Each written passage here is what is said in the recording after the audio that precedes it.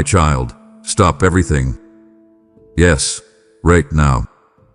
Because what I'm about to reveal isn't just a message. It's a divine interruption. This is not a coincidence. You didn't stumble here by accident. I orchestrated this moment in time, carved it into eternity, and pulled you into it because the impossible has already begun moving in your life, and you need to know it.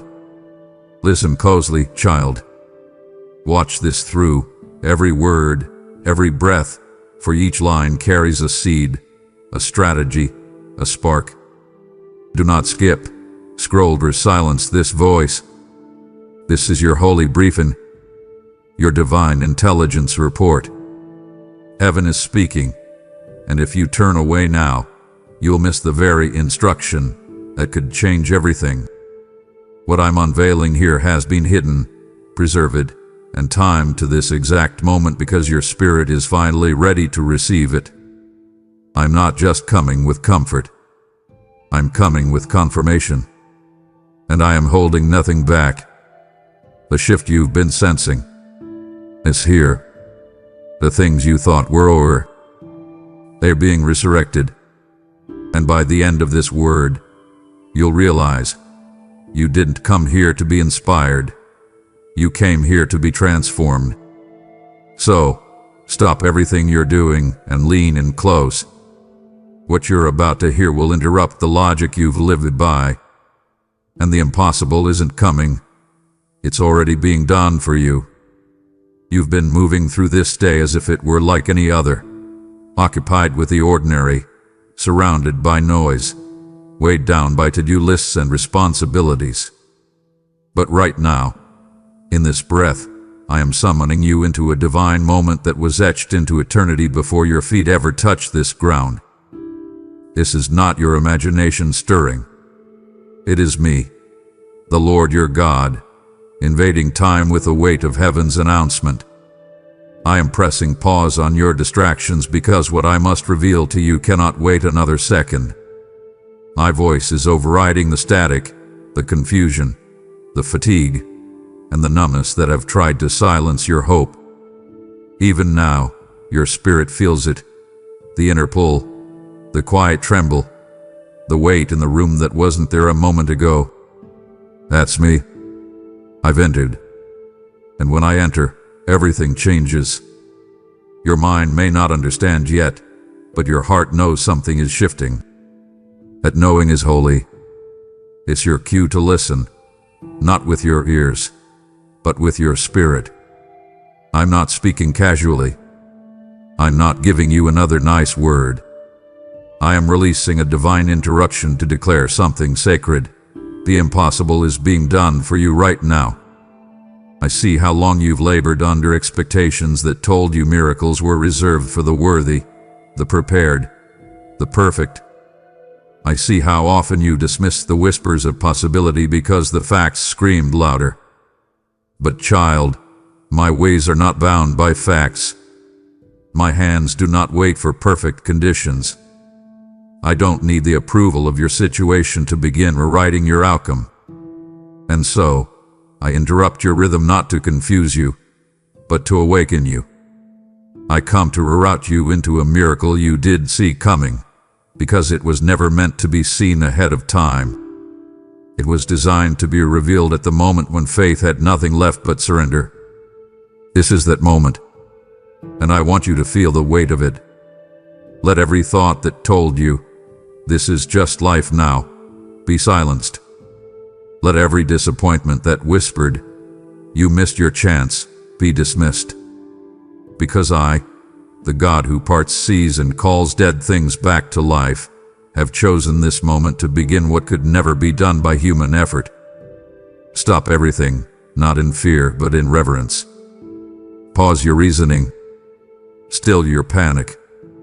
Quiet your rehearsed disappointments. Because I am speaking, and what I am doing now, for you, is impossible by every standard known to man, but completely possible by the hand of the God who never lies, never forgets, and never abandons what he starts. I need you to understand this with every fiber of your being. This is not a motivational phrase wrapped in spiritual comfort. This is not a soft echo of encouragement meant to momentarily soothe your fear. This is a divine decree. This is me, the God who created galaxies with a single breath, issuing a proclamation from heaven's throne, sealed with eternal authority. The impossible is already being done for you. Not in the distant future. Not in the vague realm of maybe or someday. Now, while you sit in this very moment, wondering if I still remember your prayers, I am already unraveling miracles beneath the surface of your days. While you wonder if your faith was enough, I am responding not to your perfection, but to your persistence. Because I do not require flawless faith, I respond to a surrendered heart. And child, I saw how your heart clung to me even when your hands were empty. I watched how you kept walking even when the ground beneath you felt like it was disappearing. That is why I am speaking now with weight, with clarity, with undeniable urgency. The impossible is already in motion. You don't need to see it to believe it. I didn't wait for Lazarus to move before I called him forth. I didn't need a blueprint to part the Red Sea. I didn't require a weather forecast to rain manna from heaven. And I don't need visible confirmation to begin doing what only I can do in your life. You've been looking for a sign in the sky, but I've already placed the shift in your spirit. That flicker of hope you thought was foolish, that sudden urge to trust again, that breath of peace in the middle of chaos. It was me, confirming that something holy had begun. The impossible isn't something I think about. It's something I specialize in. And what I'm orchestrating right now defies logic, outruns time, and overrides every lie that tried to write you off. The silence you mistook for my absence was actually the preparation for a miracle too large to shout about prematurely. That ache in your chest, the one that won't let you settle for less, the one that refuses to die no matter how long you've waited. It's not your imagination. It's your spirit recognizing the nearness of fulfillment. So let me say it again, and this time, let it pierce through every wall built by disappointment. The impossible is already being done for you. This moment is not random. It's been written on heaven's calendar. The angels are not waiting for your circumstances to improve. They are moving now because the order has already been given. And no voice of doubt, no force of delay, no scheme of the enemy can undo what I've set into motion. Child, I am not reacting to your pain. I am responding to your destiny. I saw this moment before you ever felt the weight of the waiting. I knew this hour would come, and I reserved it for you. The convergence of your endurance and my eternal design has created a divine collision, and what results from it will not be subtle. It will be undeniable. The impossible is not on its way. It has arrived, disguised in ordinary hours, wrapped in obedience, clothed in silence, but bursting with divine power. Let your heart believe again. Let your faith breathe again. Because what I am doing cannot be explained, only experienced. I see your mind racing, trying to figure out how all this could possibly happen. I see you reaching for timelines, patterns, explanations, anything to grasp onto that feels secure. But child, I didn't ask you to understand the path I'm creating. I asked you to walk it with me. I didn't call you to reason it all out. I called you to receive, to open the gates of your heart wide enough for my glory to rush in without resistance. What I am doing cannot fit inside your logic. It is not designed to make sense to your natural mind because it is supernatural by nature. The blueprint I'm following was not drafted in human hands. It was formed in the secret places of eternity, etched with wisdom too vast for words and love too deep for comprehension. And right now, I am not asking for your explanation. I'm asking for your expectation. I'm not requiring analysis. I'm requesting agreement. You've asked me many times, how will this happen? And I've whispered back, by my hand alone. Because if you could figure it out, you'd be tempted to take credit for what only my power could do. You see, receiving requires surrender, a holy laying down of your need to control. And I know that isn't easy for you. I know how much you've carried, how often you've had to be the strong one, the planner, the fixer, the warrior who held everyone else together. But I'm telling you now, child, this is not a battle for your hands to fight. This is a gift for your heart to receive. There is a miracle at your doorstep, but it requires an open door, not a perfect understanding. You've spent long enough trying to predict the next move, decode the silence, calculate the cost. But none of that brought you peace, did it? Because peace is not the product of planning, it is the presence of trust. I am not limited by what you know. I'm activated by your yes. So let your spirit say yes again, even if your mind can't yet explain why. Because when you let go of needing to know the how, you make room for the who. And I am the who. I am the one. The I am. The God who makes a way when there was no way. The one who builds bridges across waters you thought were meant to drown you. Let me speak this gently but firmly. Stop rehearsing the reasons it doesn't make sense. Stop measuring the miracle against your past. Stop asking if you're worthy, ready, qualified. What I'm doing is not about worthiness. It's about willingness. And you've already proven your willingness by staying close when everything else tried to pull you away. This moment requires no more striving, only stillness, and no more questioned holy openness. Just receive. Let this be the day you stop trying to earn what I already wrote your name on. The door is opening not because you forced it, but because I favored you. And that favor, my favor, carries the authority to undo years of delay in a single breath. I didn't ask you to explain it.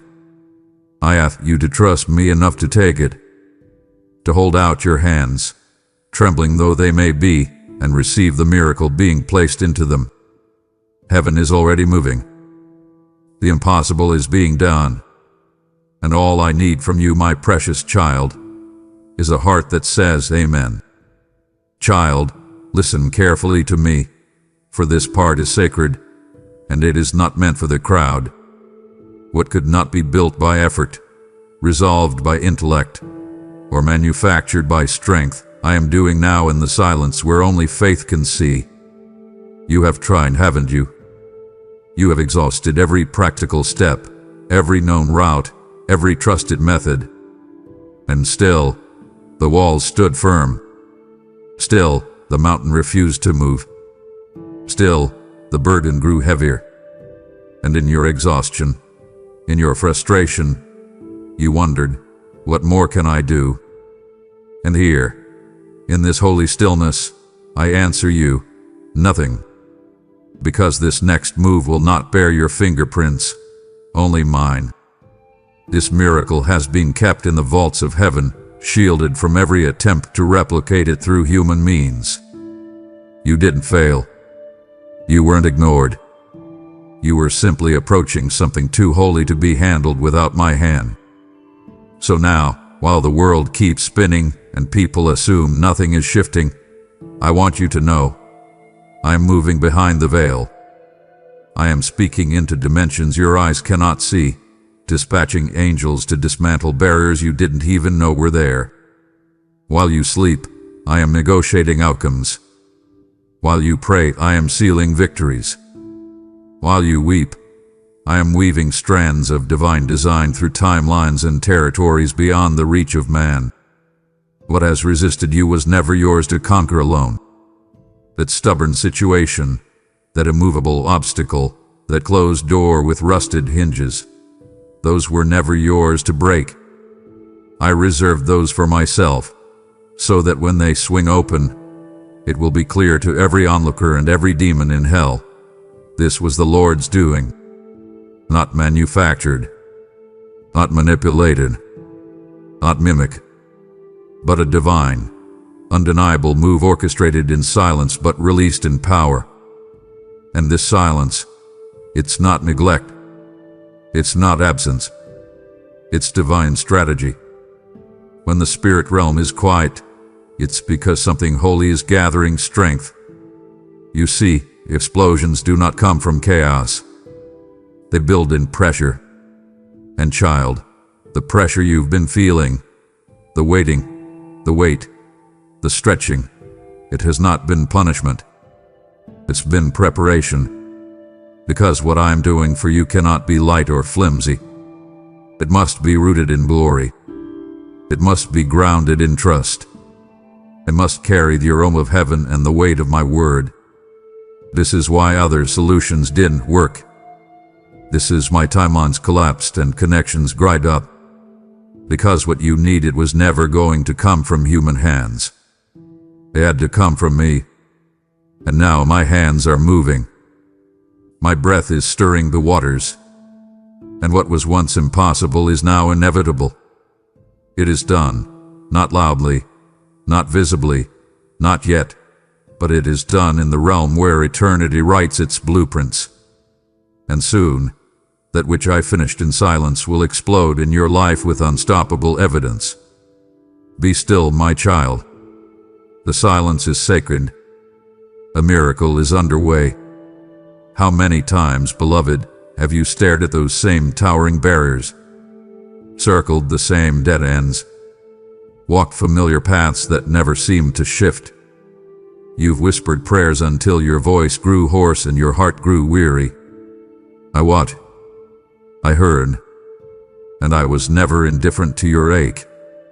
You kept showing up, not because it made sense, but because something deep in your spirit refused to surrender hope. You didn't always have the words. Sometimes your prayer was a sigh, a tear, a silent plea behind clenched teeth. And still you showed up. Still you marched. Still you prayed. My child, that was never in vain. Every lap around your personal Jericho was recorded. Every whispered, God, please reach the halls of my throne. And now I'm here to tell you, the walls are crumbling. I need you to catch the gravity of what I'm saying. These walls, these towering, intimidating, unyielding things, were not just physical. They were mental, emotional, spiritual. They were built out of trauma, disappointment, delay, fear. Brick by brick, life tried to convince you that you were stuck for good. But I, your father, have come to tear them down. Not with explosives made by man, but with the sound of divine resonance. There has been a rumble in the spirit. Not a shout, not a trumpet, but the whisper of obedience has grown loud enough to shake the foundations of what once mocked your prayers. The shaking is not chaos. It is confirmation. Your faith, even in exhaustion, has struck a frequency that heaven responds to. And now I say, enough. These walls have outlived their purpose. They were permitted for a season to train your perseverance. But now, they must fall. And hear me, this collapse will not be subtle. It will not be hidden. The very people who watched you walk in circles will now see you walk in breakthrough. What resisted you will now respect you. What mocked you will now marvel. Because what's about to happen isn't just for your freedom. It's for my glory. These walls, these long-standing barriers, are falling because your faith held the line. You didn't need to break them. You needed to believe. And you did. Oh, how you did. Through the tears, the delay, the silence. And now, what once held you out will have no choice but to crumble under the weight of my presence. You not be afraid when things begin to fall apart. Some collapses are holy. Some endings are actually entries. What feels like shaking is me clearing the path. So let it fall. Let the dust rise. Let the old structures groan and collapse. Because what's coming next will not be built on defense but on destiny. Let me take you back to the moments when your heart trembled with needs too heavy for language. You remember those nights? The ones when all you could offer me was a tear-streaked pillow or a sigh that barely escaped your lips. Even then, even in the silence of your sorrow, I was already moving. You didn't know how to ask. You didn't even know what to ask for. But I knew. I knew what your soul would need long before your mind caught up to the ache. I read the language of your pain before your prayers had syllables. I interpreted the tremble in your spirit as a cry for intervention. And because I am the God who sees before you speak, I began dispatching answers before the questions were born. My response wasn't reactionary. It was prophetic, strategic, preemptive, timed by eternity and tailored by love. I need you to hear this clearly. I'm not waiting for your clarity to begin my work. I've never been confined by your articulation. I'm not limited by what you know how to ask. The moment your spirit stirred, the moment your desperation collided with surrender, the heavens responded. I sent answers not when your voice rose, but when your spirit yielded. You didn't see the angel assignments. You didn't hear the dispatch orders echo through the unseen. But they were released with precision. I activated movement in realms beyond your reach, not because you had the perfect words, but because you trusted me without them. That's how faith works in my dimension. It doesn't require articulation. It demands alignment. And child, you aligned when all you had left was a weary yes. That yes was enough. It still is. It always will be. So never mistake my silence for hesitation. Sometimes the answers move faster than the questions rise. Because I, your God, dwell in the eternal, and I send solutions before storms. And yes, some answers didn't look like you expected. Some came wrapped in delay, others disguised in detours. But every single one carried my wisdom, even when it contradicted your understanding. I protected you from prayers that would have broken you. I rubbed it up as you thought you wanted because I saw the hidden cost. I guarded promises you weren't ready to carry and fortified your spirit so you could receive them in due season. I'm not just answering requests. I'm fulfilling divine design. And that design is unfolding right now in the quiet places of your days. Open your eyes, child. The answers you thought were lost have been traveling toward you all along. Not one has fallen. Not one has expired. I preserved them in the vault of my timing, and now the lock is clicking open. Prepare yourself. The delivery was dispatched long ago, but its arrival has reached your doorstep. You stood before that door for so long, haven't you? Hands trembling, or hoping, knocking, praying, waiting, again and again, until you began to wonder if it was even a door at all or just a cruel illusion. I watched you lay your dreams at its feet, only to pick them up again and whisper, maybe next time. You tried keys, strategies, connections, good intentions, and still it didn't move. Still it stayed shut. And I saw how slowly, painfully, disappointment began to build its own theology in your heart. Maybe I missed it, you whispered. Maybe it's not meant for me. But child, hear me clearly now. The door was never locked to punish you. It was protected to preserve you. And now, not by effort, not by striving, not by force or manipulation, but by my spirit, the door is swinging wide open. You will not need to pry it open with performance. You will not need to convince anyone of your worth. You will not have to rehearse your resume or defend your delay. This door recognizes one thing. my spirit. He opens at the sound of my voice. And my voice, your Father's voice, has just spoken over your life with authority. Not a suggestion, a decree. The hinges are moving. The atmosphere is shifting. The very resistance you once met with frustration is now bowing to my breath. And the opening, oh, child, the opening will be wide enough for your miracle and deep enough for your calling. You will not have to squeeze through.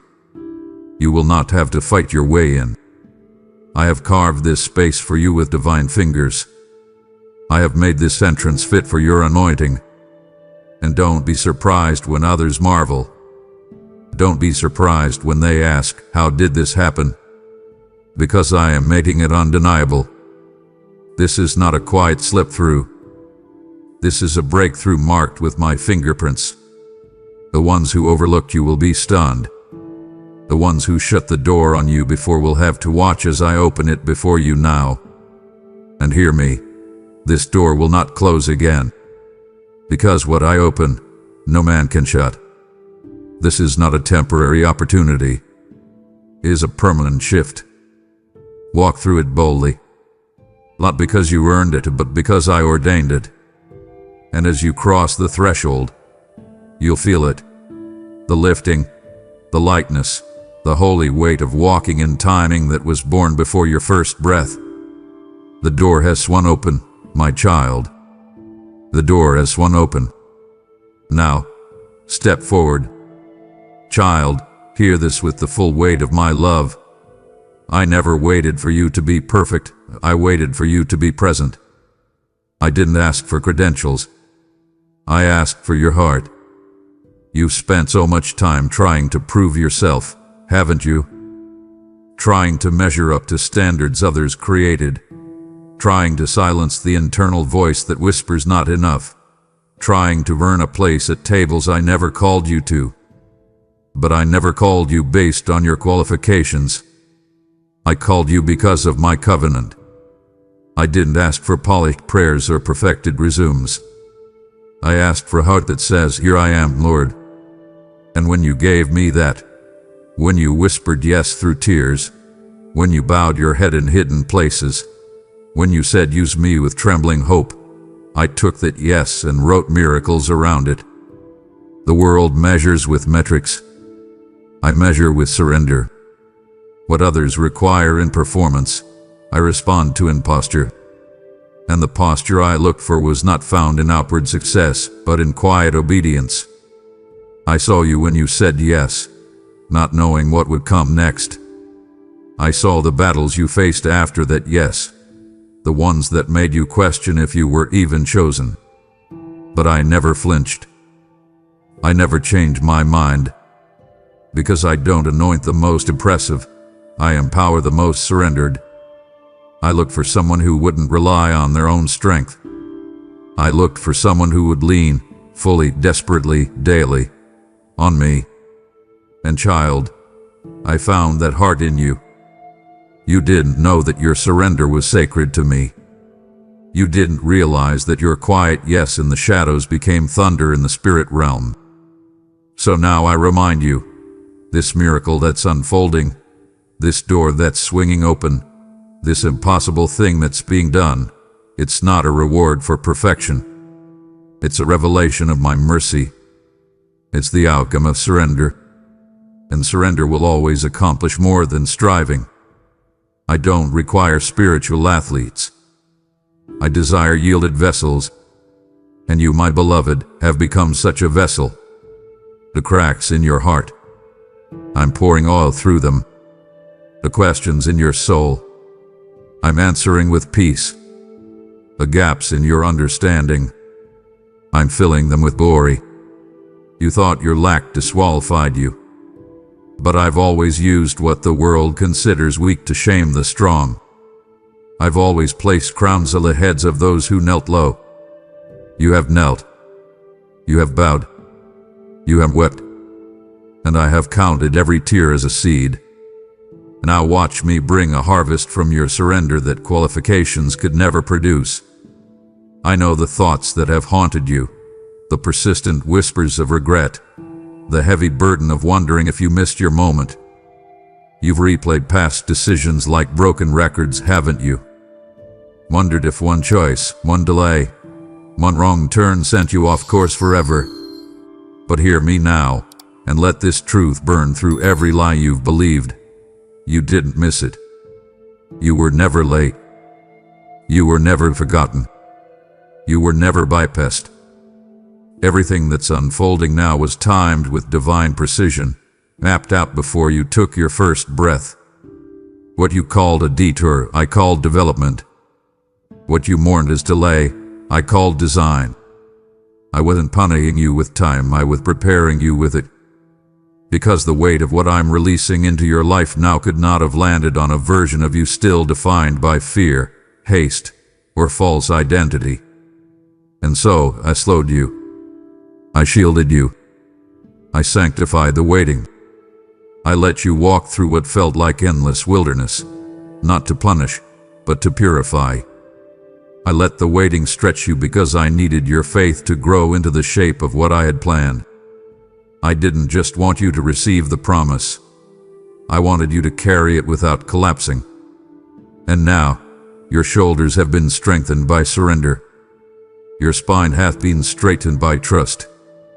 Your heart, once brittle with impatience, hath been softened by intimacy. You thought time was your enemy, but it was always my tool. I was sharpening you with every silent year, carving wisdom into your soul with every unanswered prayer. So now, child, you didn't miss it. You matured into it. What's unfolding now didn't come late. It came right on time, wearing the robes of eternity and carrying the fragrance of heaven. Let me speak plainly. If I had given it to you earlier, it would have been premature. The weight of glory would have crushed what wasn't yet formed. A miracle would have felt like a burden, not a blessing. But now your spirit is ready. Now your hands can hold what they once would have dropped. Now your discernment can recognize what it once would have run from. That's why this unveiling is so personal. That's why it feels like a quiet explosion in your soul. Because what's happening now is not just breakthrough. It's the culmination of years of refinement. And I want you to carry this truth with you. You are not behind. You are not disqualified. You are exactly where I placed you for this unveiling. And the fullness of time has arrived. So breathe again. Release the regret. Let the shame unravel. The enemy tried to convince you that you were forgotten.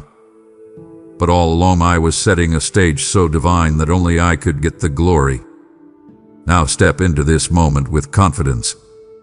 Not arrogance, but holy assurance. Because what's unfolding now is not a coincidence. It's not recovery. It's redemption. And redemption never runs late. It runs deep, wide, and right on schedule. You are right on time, child. Right on time. I know what you felt. I've watched the weight settle into your chest with every delay, every unanswered prayer, every not yet that felt like a silent no. I've seen you pace the floor of your soul, wondering if I passed you by, if I changed my mind, if somehow your prayers were buried beneath someone else's breakthrough. But lean in, and let me say this clearly, tenderly, and with undeniable truth. The delays you've endured were not denials. They were divine setups. I didn't forget.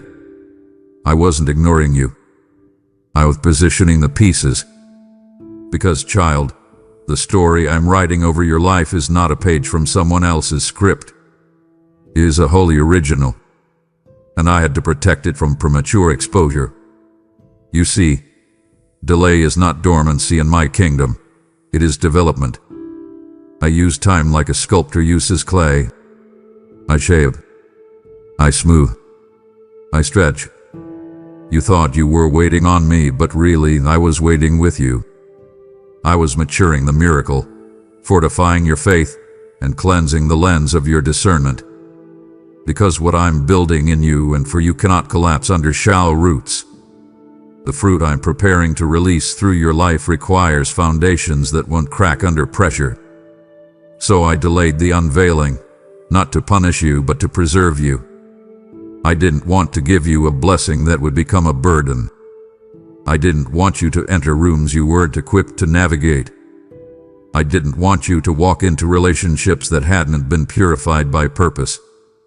I was orchestrating the setup, aligning it with divine timing, perfect placement, and a level of glory that could never be mistaken for coincidence. And now, child, the setup is almost complete. You will begin to see doors that were once welded shut suddenly swing open on silent hinges. You will encounter opportunities that seem too tailored to be random. You will experience divine appointments that align with dreams you thought had died. Why? Because I'm revealing what I've been preparing all along. The no was never a rejection. It was a redirection. The not yet was not a punishment. It was protection. And the waiting was not a wall, it was a womb. I was growing something inside of you that needed time to take shape. Something weighty. Something holy. Something that couldn't be rushed. So don't curse the delays. They were necessary detours on the path of destiny. And now that the setup is complete, the release will be swift, sudden, supernatural. And when it comes, it will silence every lie that told you you were forgotten. You were never forgotten. You were being staged for something far greater than you dared to imagine. The curtain is rising, and your divine setup is becoming your divine scene. You stood in that hallway, didn't you? That in-between space where you could no longer return to what was, but couldn't yet see what was coming.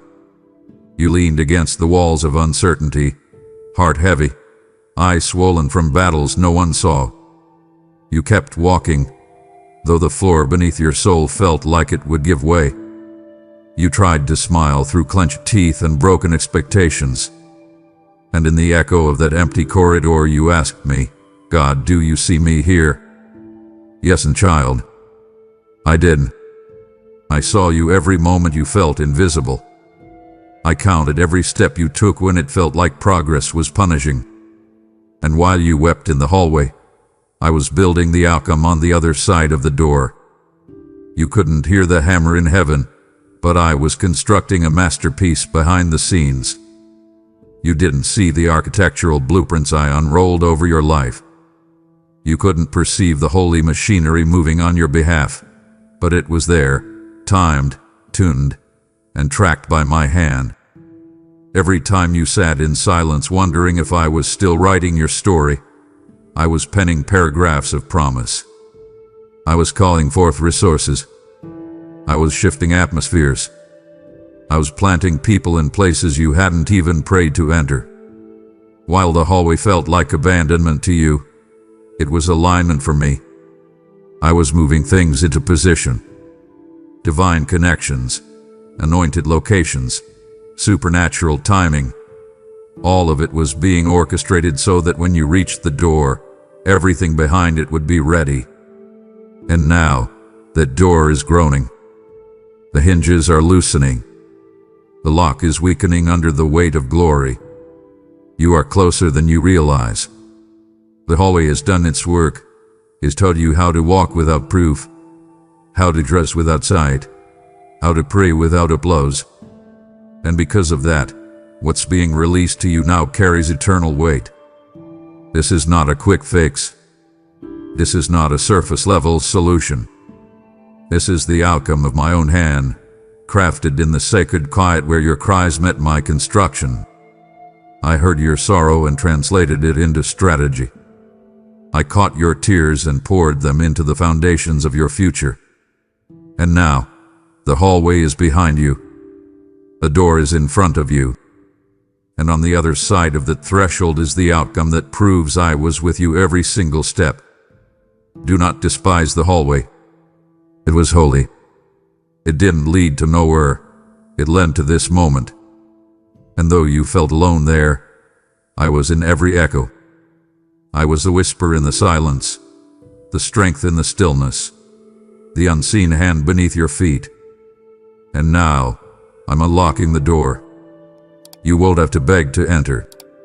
You won't have to knock this time, because the hallway refined you, and now I can trust you with what's on the other side. Welcome the outcome, child. It was built while you wept, and it carries your name. You didn't just pray for a change of situation, you prayed for a change in atmosphere. You didn't merely ask for answers, you asked for rest. You weren't chasing material relief. You were yearning for that deep, sacred stillness that the world cannot provide and your strength cannot manufacture. I saw it. The quiet desperation behind your smile, the internal storm hidden behind polite replies and brave faces. You carried calm on your face but chaos in your chest. And that is why, even before the answer took form in your life, I was already releasing something deeper than resolution. I was releasing peace. Peace is not passive, child. It's not the absence of problems. It's the presence of my power. It is not silence that masks suffering. It's the sound of heaven resting on your shoulders even while storms rage around you. You prayed for peace, but I'm giving you more than you requested. I'm giving you a kind of peace that doesn't whisper. It roars. Peace that stands taller than fear. Peace that isn't scared of diagnosis, delay, or disappointment. This is not shallow comfort or sentimental sweetness. This is peace that overtakes atmospheres, invades darkness, and silences every voice of shame and accusation.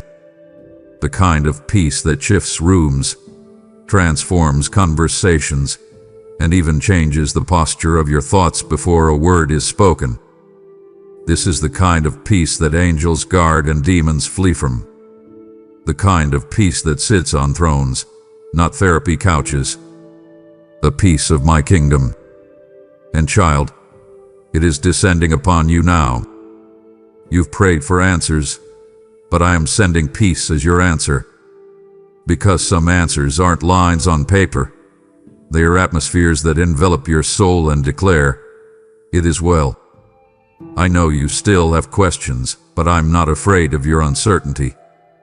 I'm surrounding you with a force of calm so supernatural that your questions will start dissolving in the presence of assurance. The things that used to trigger panic will now encounter peace. The places that once felt like battlegrounds will begin to feel like sanctuaries. Even your home, your sleep, your inner dialogue, all of it will begin to shift. Because where my peace dwells, anxiety bows.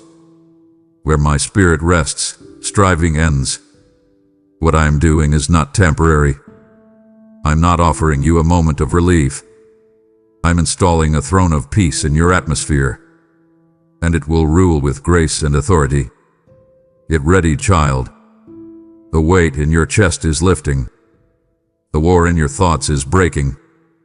Peace is not coming.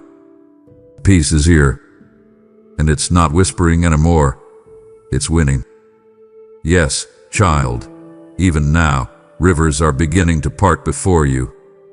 But as I'm working miracles for you, I'm also calling you to help me release this word into the lives of others still waiting at the edge of their impossible. I've given you seed, not just to sustain you, but to sow into what's sacred.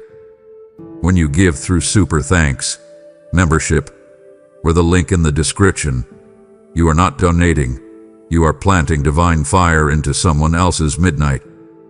I told you in Isaiah 55:11, my word will not return void. Now I invite you to be the vessel through which that word spreads. As you pour, I will pour back. As you sow, I will protect, multiply, and return it pressed down, shaken together, and running over. So don't wait, move now. Let your giving become part of the miracle. Beloved, let me talk to the ache beneath your practical prayers. You didn't cry out because you were greedy.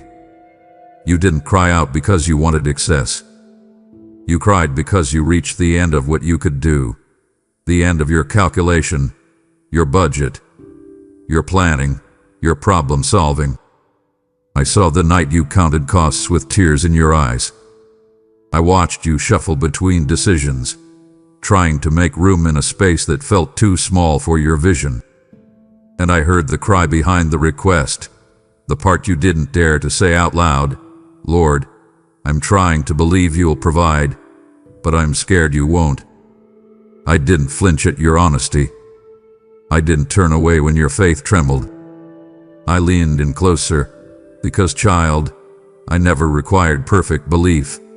I required surrendered trust. And now, I want you to know, your provision is already on the move. But it will not arrive the way you imagined. It will not come in the predictable package you were conditioned to expect. Because what I'm about to do will outgrow your plans. It will overshadow your efforts. It will silence your doubts. I am not just sending you enough. I am sending overflow. Not to tease you, but to teach you that my provision doesn't trickle, it floods. Your cup is not only being filled, it's being filled in front of the very fears that tried to convince you I wouldn't come through. In the presence of every voice that said, you'll never make it, I'm laying a table. In the hearing of every lie that said, God has forgotten you, I'm delivering provision that carries my signature. This blessing will not be small. It will be surprising. And it will be specific. Because I don't just send generic help. I tailor provision to the need and the faith that birthed it. Remember when you shared what little you had and felt the sting of lack afterward? I saw that. I recorded it in the archives of eternity. Every act of generosity, every choice to obey when it cost you, every tithe, every seed, they didn't disappear. They became triggers in the spirit realm. And now, I'm pulling the lever of divine release. I'm commanding a flow that will not only meet your need, but exceed it. I'm releasing answers in contracts, in conversations, in calls you didn't expect and connections you thought were dead. I'm restoring what you lost and replenishing what you spent. You gave from empty hands, and now I'm returning with full ones. And when people ask, how did that happen for you? You'll say what only the surrendered can say. God did it. And that's the part that matters most. Not just the provision itself, but the proof it carries. This will be personal. It will be undeniable. And it will overflow, not just for you to survive, but for others to taste and see that I am faithful. Your cup was never meant to be a container. It was always meant to be a conduit. And now, as I pour, you will not run dry. You will run deeper. This is not just provision. It's a proclamation. I see you. I supply you. I sustain you. Let your heart expand, child. Let your spirit stretch. The windows of heaven are not cracked. They are flung wide open. And what's being poured out now will chase away every doubt that dared to stand in my presence. Get ready. You won't just hold the blessing. You'll be drenched in it. You've carried the weight of my delays, haven't you? You stood in front of closed doors, heard the whisper not yet, and felt the sting of stillness. You've wondered, did I hear wrong? Did I disqualify myself? Did I miss my moment? And in your honesty, in your ache, you believe you have been bypassed. But beloved, hear me clearly. I never say not yet without already having a greater than you imagined attached to it. My delays are not denials. They are divine detours that protect you from settling for the small when I prepared the supernatural. I said not yet because I saw what you couldn't. I delayed what you thought was perfect because I was preparing what was eternal. You were praying for provision. I was preparing a promise. You were asking for survival. I was orchestrating abundance. Child, I don't tease your hope. I test it. Not to break it, but to refine it. Because refined hope becomes unshakable faith, and unshakable faith becomes the soil where miracles grow. When I whispered not yet, it wasn't rejection, it was redirection. I was leading you away from premature outcomes and into the fullness of my plan. If I had given you what you asked for when you asked for it, it would have satisfied your surface need but starved your deeper purpose. Because what I'm building through your life is not fast food faith. It's a feast of fulfillment that nourishes generations. And that kind of feast requires preparation, timing, fire. Get you. You may not have seen me working, but behind every divine delay was an eternal strategy. I was planting the greater. I was designing the more. I was engineering an ending you would never have dared to dream. And now, that greater is about to unfold. You'll begin to see why it had to take the time it did. You'll weep not from frustration, but from understanding. Every unanswered prayer will start to make sense. Every not yet will turn into a now, and that now will carry more glory than the quick fix you once begged me for. I was never denying you, child. I was defining you, shaping you into someone who could carry not just answers, but anointing.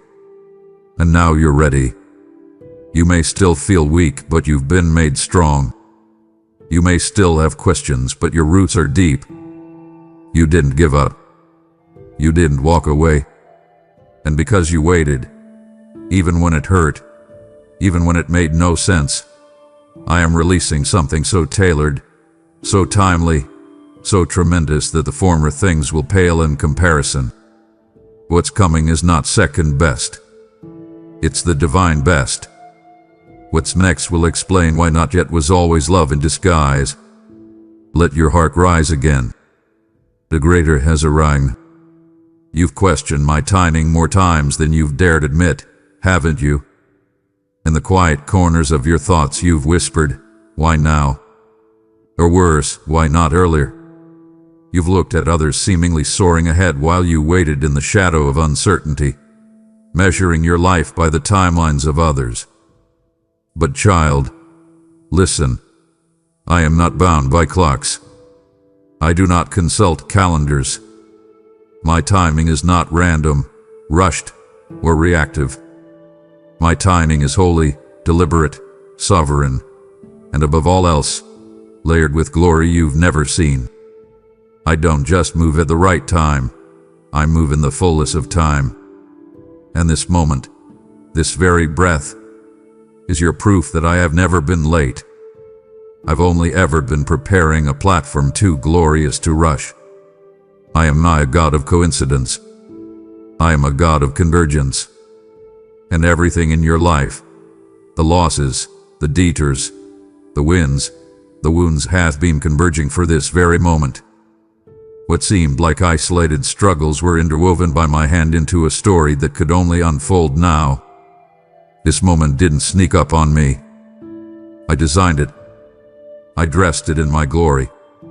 I painted it with purpose. You are not late. You are not behind. You are arriving. And my glory doesn't just rest on the moment. It saturates it. It's in the air around you. It's in the conversations you're about to have, the opportunities that are emerging, the ideas sparking in your heart. My glory is not a future promise. It's a present presence, and this moment carries it in full measure. And here's what I want you to understand. What's happening now isn't just about you. It's about legacy, about those connected to your obedience, about those who will walk into freedom because you chose to wait. My timing is not just about your comfort. It's about kingdom impact. I delayed certain things because I was aligning generations through your yes. I layered this timing with more glory than you've dreamed of because your life is not a side note. It's a storyline of my grace. And now that the moment has arrived, don't tiptoe into it with fear. Step boldly. Not because you have it all figured out, but because I do. This moment didn't arrive to tease you. It's here to elevate you, to prove that when I say soon, I mean sovereign. When I say wait, I mean watch what I will do. So stand still and see. Watch how everything begins to move, not in fragments but in flow. Watch how conversations align, how relationships heal, how provision floods in, how clarity dawns. This is not random movement.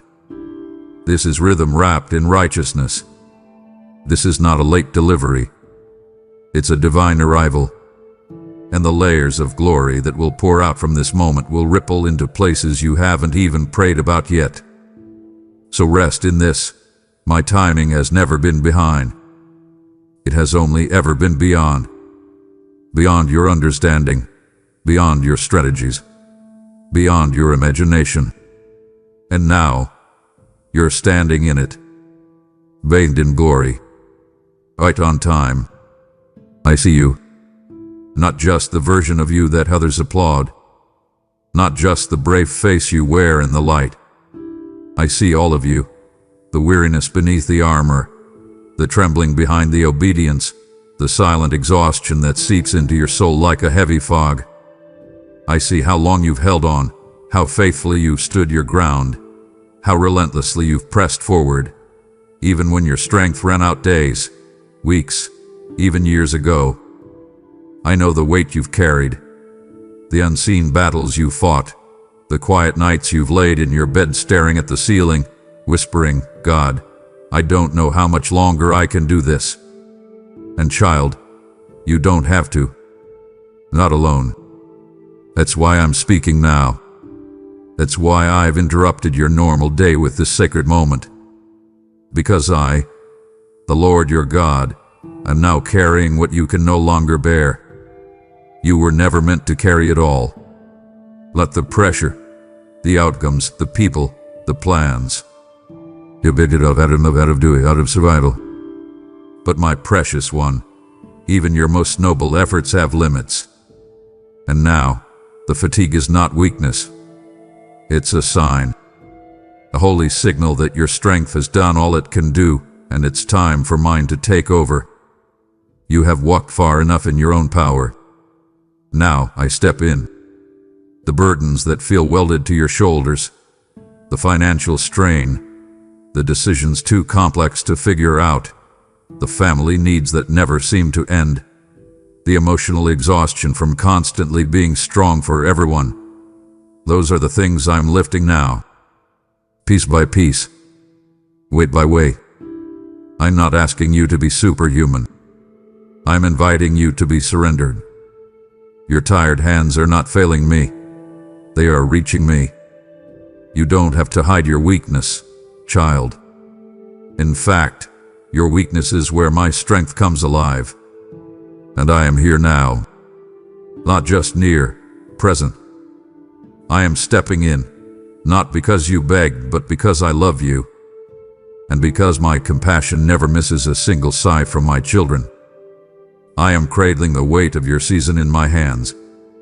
The things you couldn't fix, the things you couldn't predict, the things you didn't see coming. I'm carrying them now. I'm walking beside you in invisible strength, whispering, let me take this now.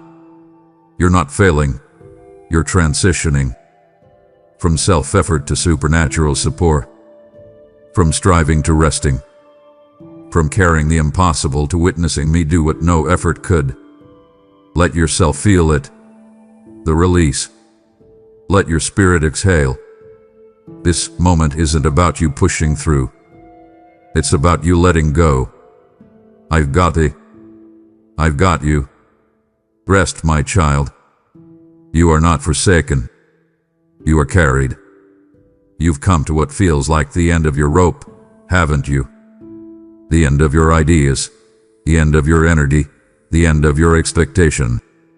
You've tried, you've trusted, you've toiled, and now you stand on the edge of the unknown, wondering if this is where the story slows down, or worse, comes to a painful halt.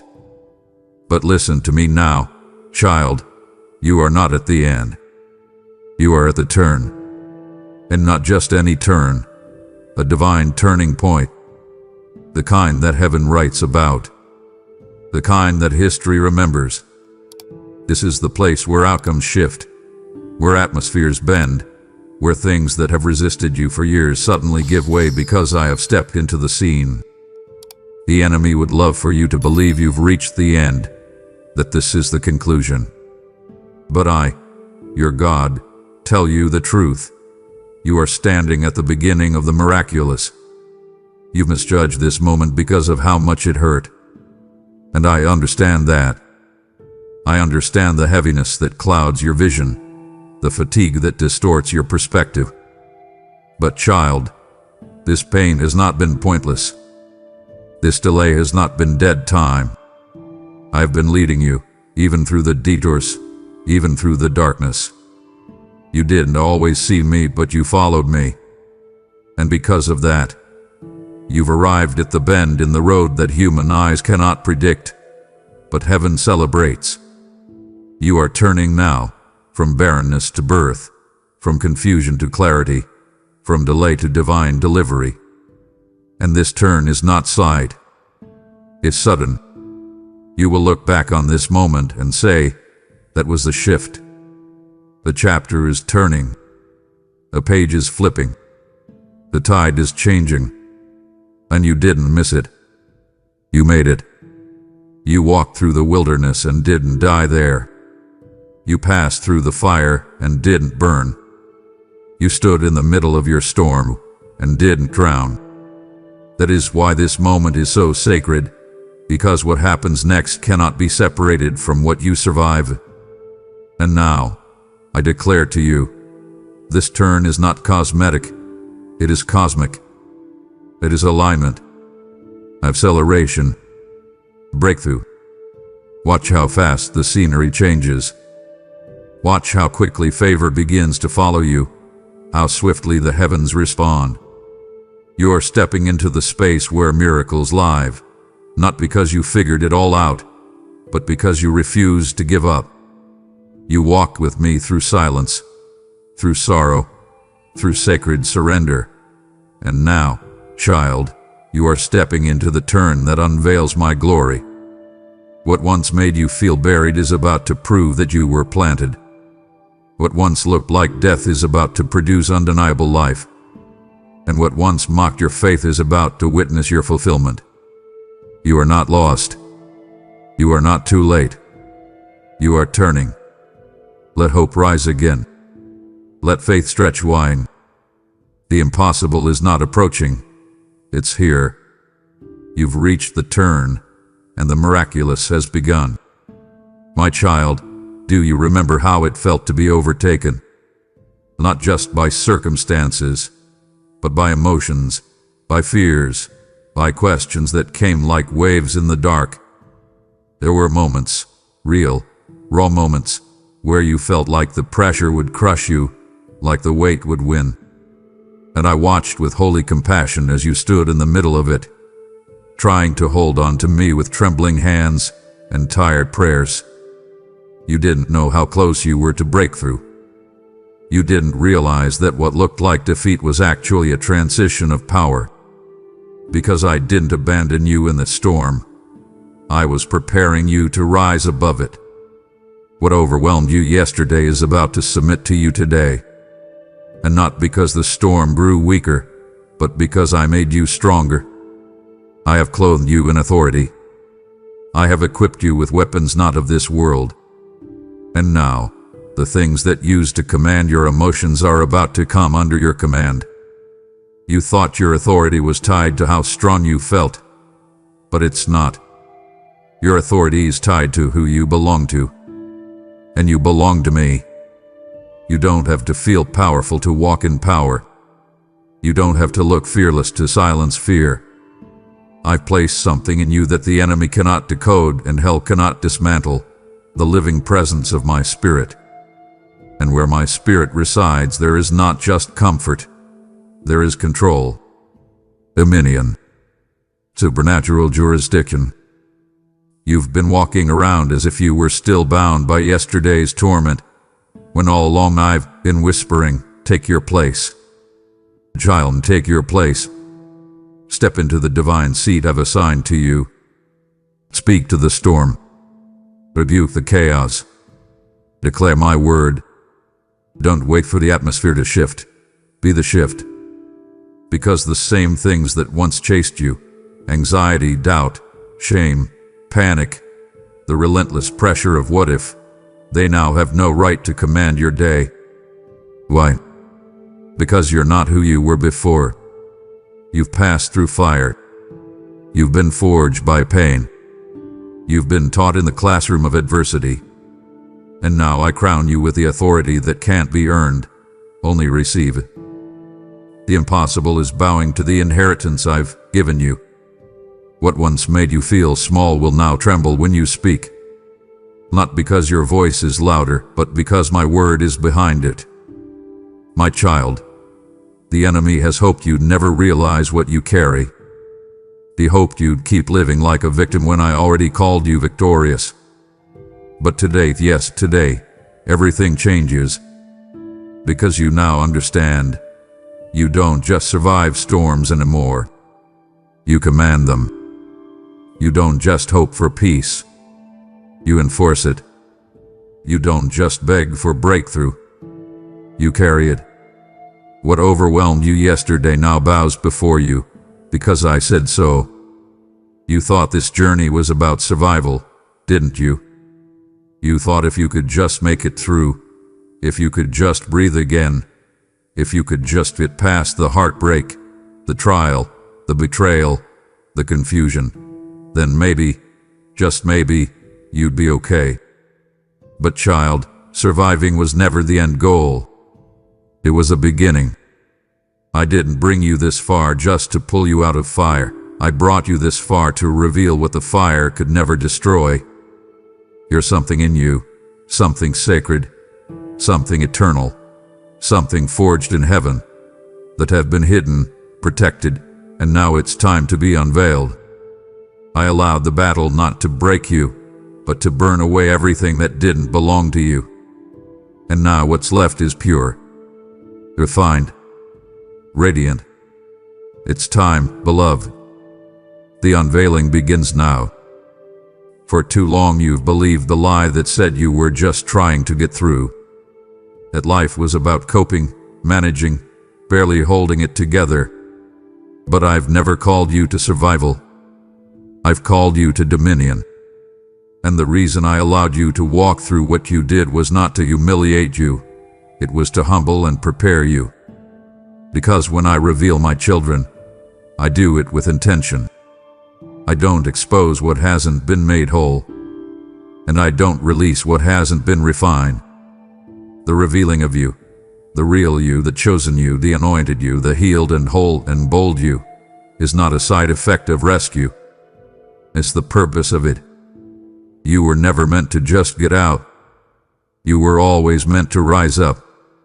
And now, this moment, this impossibly timed, divinely orchestrated now, is the hour I pull back the curtain. Not to put you on display for attention, but to manifest what I've hidden in plain sight. You are about to walk into rooms that were prepared for the version of you that only I could bring forth. Not the version striving for approval. Not the version crippled by comparison. Not the version haunted by shame. But the you who knows who you are because you know who I am. The one who walks in identity, not insecurity. The one who speaks with clarity, not confusion. The one who carries my presence so fiercely that atmospheres adjust the moment you enter. That version of you, the revealed you, is what I've been preparing all along. I brought you this far not just to rescue you from what was, but to reveal what always was inside you. So rise, not in pride but in purpose. Let the world see what heaven already celebrates. Let your voice echo with truth. Let your presence carry weight. You are not a survivor. You are a sign. A signal that the God who rescues also reveals. A witness that the impossible is not a boundary. It's a doorway. And child, You have stepped through. And now, let the revealing begin. I know what it feels like to walk toward something you can't see. To step forward when your footing feels uncertain. To stretch your faith across a future that hasn't shown you its face. You've asked, what if I'm not ready? What if it's not safe? What if I make the wrong turn? But listen now, and let this truth become louder than your questions. I've already stepped into what's coming. I'm not watching from a distance, hoping you find your way. I am in your tomorrow. I have gone before you. I have placed my footsteps in the very soil you will soon touch. And what looks like uncertainty to you is already completion to me. There is no unknown where I am. There is no surprise in me. I have seen the end from the beginning, and I call it good. You are not walking into chaos. You are walking into my craftsmanship. Every door you will knock on, I've already unlocked. Every resource you will need, I've already released. Every person that must align with your purpose, I've already positioned. What's ahead of you is not uncharted territory. It is a prepared place. And not just prepared generally, prepared specifically for you. I shaped the space with your calling in mind. I carved the room with your breakthrough in my hands. I tailored the provision with the blueprint of your destiny. So don't fear what's next. Don't shrink back from what you can't see. Because the very thing that's making you nervous is already under my control. I have gone ahead of you not just to prepare the place, but to secure the outcome. And because I've already stepped into what's coming, nothing that tries to rise against you will succeed. I didn't just make a path, I sanctified it. I didn't just set a table, I guarded it. And now, as you move forward, you are not moving alone. You are walking with me and me through me.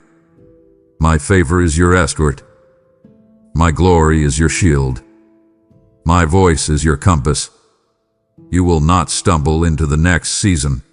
You will arrive in it, fully equipped, fully covered, fully anointed.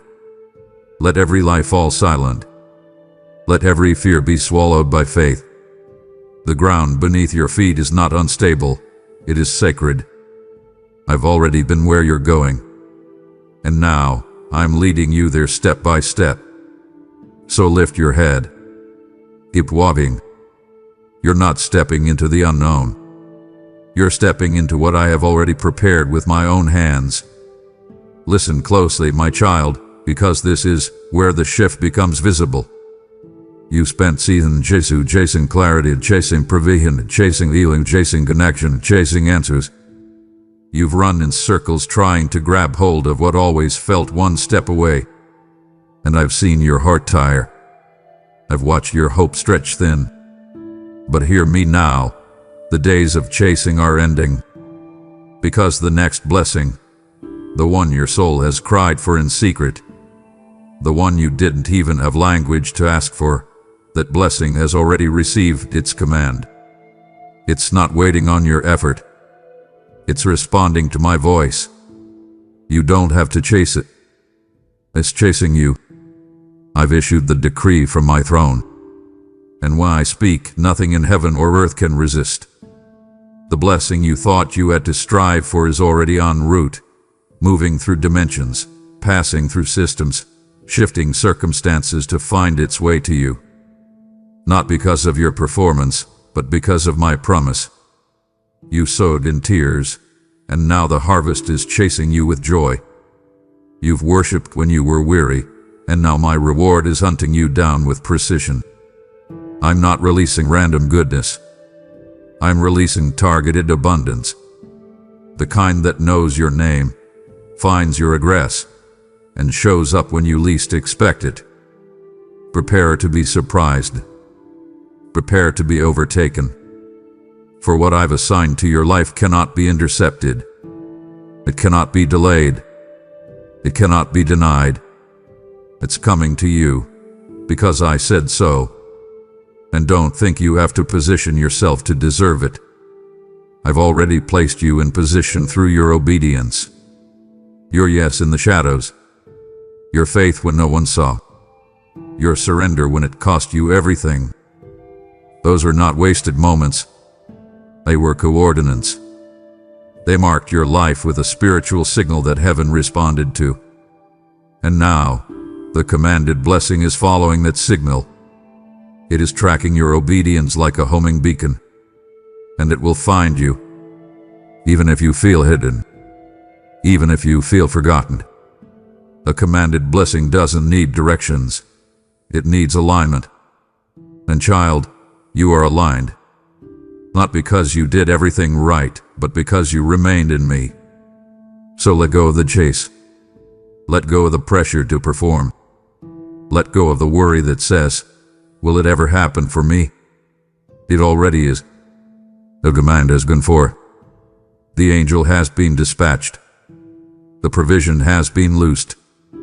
And you, my beloved, will not have to strive to earn what I've decided to give. You will simply have to receive. Lift your hands. Loosen your grip. Open your heart. To the commanded blessing, the one sealed in my covenant, drenched in my goodness and marked with my mercy, is coming to find you. You won't have to chase this one. It will chase you down until it overtakes you. There are cries that echo louder than sound, the kind that come from the depths of the soul, wrapped in groans too deep for words. I heard those. I didn't just hear your voice. I felt the tremble in your chest, the aching in your spirit, the desperation that drove you to whisper when you had no strength to shout. I was there for every tear-soaked pillow. I was present for every wordless prayer you breathed under your breath. And while you wondered, is God even listening? I was already moving. Not with chaos, not with panic, but with strategy. You mistook my silence for stillness, but my silence was sacred calculation. While you waited and I was weaving, you wanted a quick answer, and I understand that. But I wasn't writing a moment, I was constructing a movement. I wasn't giving you a bandage, I was giving you a breakthrough. That takes time. And not just time, but alignment. I was aligning people you haven't met yet, stirring hearts that would one day pour into yours, closing doors you thought you needed to walk through, only to protect you from harm you never saw. I was moving through governments and systems, timelines and dimensions, all to respond to the sound of your cry. Don't mistake the quiet for absence. I do my most explosive work in stillness. I wasn't far, I was focused, calculating every angle, crafting every layer, timing every release.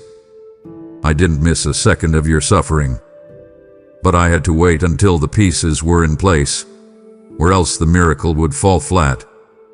Now that the timing is ripe, now that everything has reached divine convergence, I'm releasing what I've been perfecting in secret. This isn't just an answer. This is a response saturated with glory. You will look back and realize I didn't come late. I came layered. Layered with meaning. Layered with mercy. Layered with manifestation. You will see that what I give you now has threads of every cry you ever wept woven into its beauty. You'll recognize the fingerprints of your midnight prayers on the shape of this breakthrough. And you will know, I didn't forget. I didn't delay. I didn't dismiss. I strategized.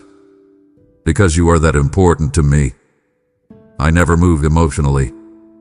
I moved eternally. What's arriving now carries the weight of my intentionality. You didn't hit skip. You out-sculpted. And the silence, child, was never a void. It was a womb. And now, what I've carried for you in secret is being born in full display. And because I'm shifting generations through you, I invite you to build something that lasts beyond your lifetime. This message, this anointed word, is reaching hearts around the world because you're part of it. When you support what I'm doing here through super thanks, membership, or a PayPal seed, you're fueling the fire of my word going into places no preacher could walk, into homes no sermon could reach. I promised in 2 Corinthians 9:10, I supply seed to the sower and bread for food. And child, that promise is alive in you. You carry the oil of impact. You are the river that turns famine into overflow. So hear me, don't watch miracles happen. Be part of the release. Support now. Release your seed and let legacy rise. I know how much you've replayed the past. I know how many nights you've laid awake, counting the should-haves and what-ifs. You've haunted yourself with the idea that you missed it, that your decisions were too flawed, your past too messy, your mistakes too great. But let me say this with all the authority of heaven. I used every detour. I don't waste pain. I don't abandon my children when they wander. I follow. I pursue. I redirect. And yes, I redeem. Every wrong turn you made, I folded into the storyline. Every delay you regret, I transformed into divine development. You thought you left the path, but child, you were still in my plan. Because my plan isn't so fragile that your weakness can break it. My plan accounts for your humanity. I knew your detours would come, and I made provision for them. What you saw as failure, I used as fertilizer. You thought you were off course, but I was riding around you, rerouting the scenery, reworking the terrain, making miracles out of messes. I didn't stop at your mistake. I stepped into it. I redeemed the time. I planted purpose in your detours. The heartbreak, I turned it into depth. A delay, I turned it into preparation. The loss, I turned it into longing, the kind of longing that leads you back to me. And now, as you look around and wonder if too much has passed, if too much has been broken, I say this: nothing is too far gone. Nothing. Not one season of your life is wasted. I collect the fragments. I hold the regrets. I write the scenes. And what emerges, what's unfolding now, is not a plan B. It's my original plan, simply expressed through the beauty of redemption. The world told you wrong turns disqualify you. But I specialize in redirection. I do more with one surrendered mess than the world can do with 1,000 perfect plans. What matters to me is not that you've been flawless. It's that you've been faithful to come back. And because you returned, because you lifted your head in the middle of your pain and said, God, if you will still have me, I've opened the vaults of redemption. I'm rewriting the story right in front of your enemies. I'm restoring what you thought was gone. And not only that, I'm enhancing it. I'm upgrading what the enemy tried to break. Because I won't just redeem your past, I'll put it on display as proof of my goodness. You'll walk with your head high again, not in pride but in peace. Because you will know, even the detours were divine. And I used them to write a story the world can't deny. There are things you thought were over, dreams you stopped talking about, visions you tucked away in the dark corners of your heart, too afraid to feel the ache of disappointment again. I know. I watched you lay them down, not out of disobedience but out of exhaustion. You thought maybe it wasn't meant to be. Maybe I misheard. Maybe I hoped too much. And in those moments, something inside you quietly buried what once made your spirit leap. But hear me now. What you thought was buried is about to bloom. I have not forgotten the seeds. I saw where they fell. I counted each one. I watered them with your tears, with your prayers, with your groans that couldn't form into words. And now, even though the soil looked silent, even though nothing seemed to move, resurrection was already in motion. Because, child, I don't just plant dreams, I resurrect them. I allow things to die only when I plan to raise them stronger. Your dream didn't die. It went into hiding. It didn't disappear. It was being developed in the soil of surrender. And now, you're about to see shoots breaking through the ground. The bloom is coming. Not by your striving, not by your stress, but by my spirit. What I breathe on cannot stay dead. And I am breathing now into every lifeless place, into every forgotten promise, into every room you closed and walked away from. This is your Lazarus moment. The mind is already go forth. Come forth. And the dream will respond. The vision will rise. The future you thought was stolen will walk right up to your doorstep and declare, I'm still alive. You are not too late. The enemy tried to convince you it was over. But resurrection doesn't obey the voice of fear. It answers only to the voice of your Father. And I am speaking life over you right now. You will bloom in places where they said nothing could grow. You will flourish in soil that once seemed cursed. You will produce fruit in seasons others labeled barren. Because you never bearing those dreams alone. I was there. And now I'm here, calling them back into the light. Prepare your heart. Because what you thought was over is about to show up greater, bigger, fuller than it was when you first believed. The grave cannot hold what I've anointed. The tomb cannot silence what I've named. And now, beloved, it's time. The stone is rolled away. The bloom is rising. Resurrection is not coming. It has already begun. What I'm doing for you now is not just about you. It's not just about relief from your current struggle or an answer to your personal prayer. It's far, far bigger. What I'm doing through you is about bloodlines. It's about cycles. It's about patterns that have lived in your family for decades. Cycles of fear, poverty, addiction, anxiety, rejection, silence, loss. You felt them. You've seen them passed down like inheritance. You've wondered if they were your portion too. But child, hear me now. This is not just your breakthrough. This is your generational shift. The line ends with you. The curse breaks with you.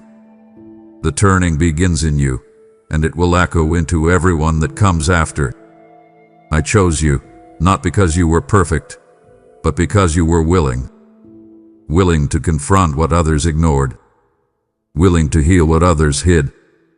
Willing to ask the hard questions. Willing to let me dig into painful places. Your yes was not quiet in the spirit realm. It was an earthquake. It sent shockwaves into the timelines of your bloodline. Heaven heard it. Hell felt it. And now, the response is moving swiftly. I am not just healing your heart. I am cleansing your lineage.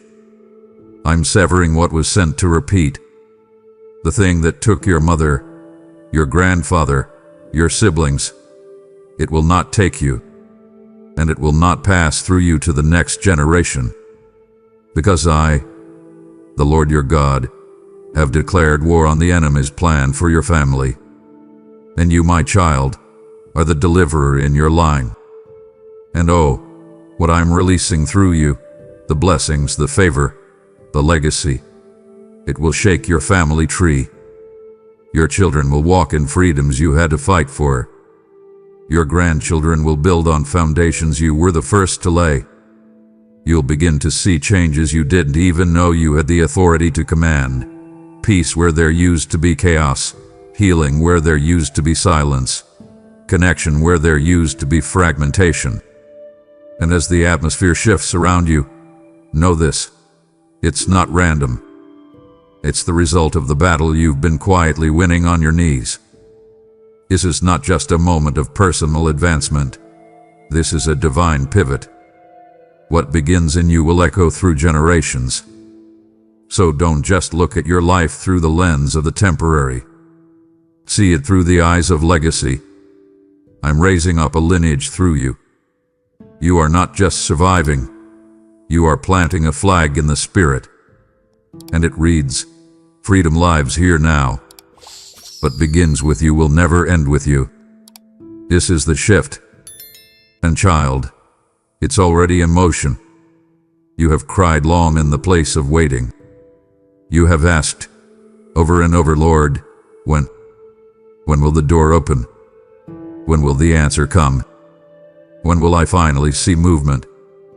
And for a season, that waiting was sacred. It was necessary. There were things I was aligning, not just around you, but within you. I was growing the roots while you could only see the silence.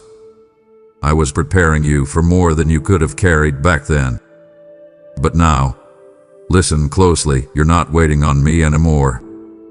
I have already released the instruction. I've already activated the provision. I've already breathed upon the assignment. The timing is no longer holding you back. The heavens have moved. The angels are positioned. The pieces are in place. Now, beloved, everything is waiting on you. Yes, it's your move now. Not in striving, not in panic, but in bold obedience. I am calling you to step forward. The next season is not passive. It is prophetic. It responds to your movement. There are things that will only unlock when you walk toward them. There are doors that will remain closed until they sense your approach.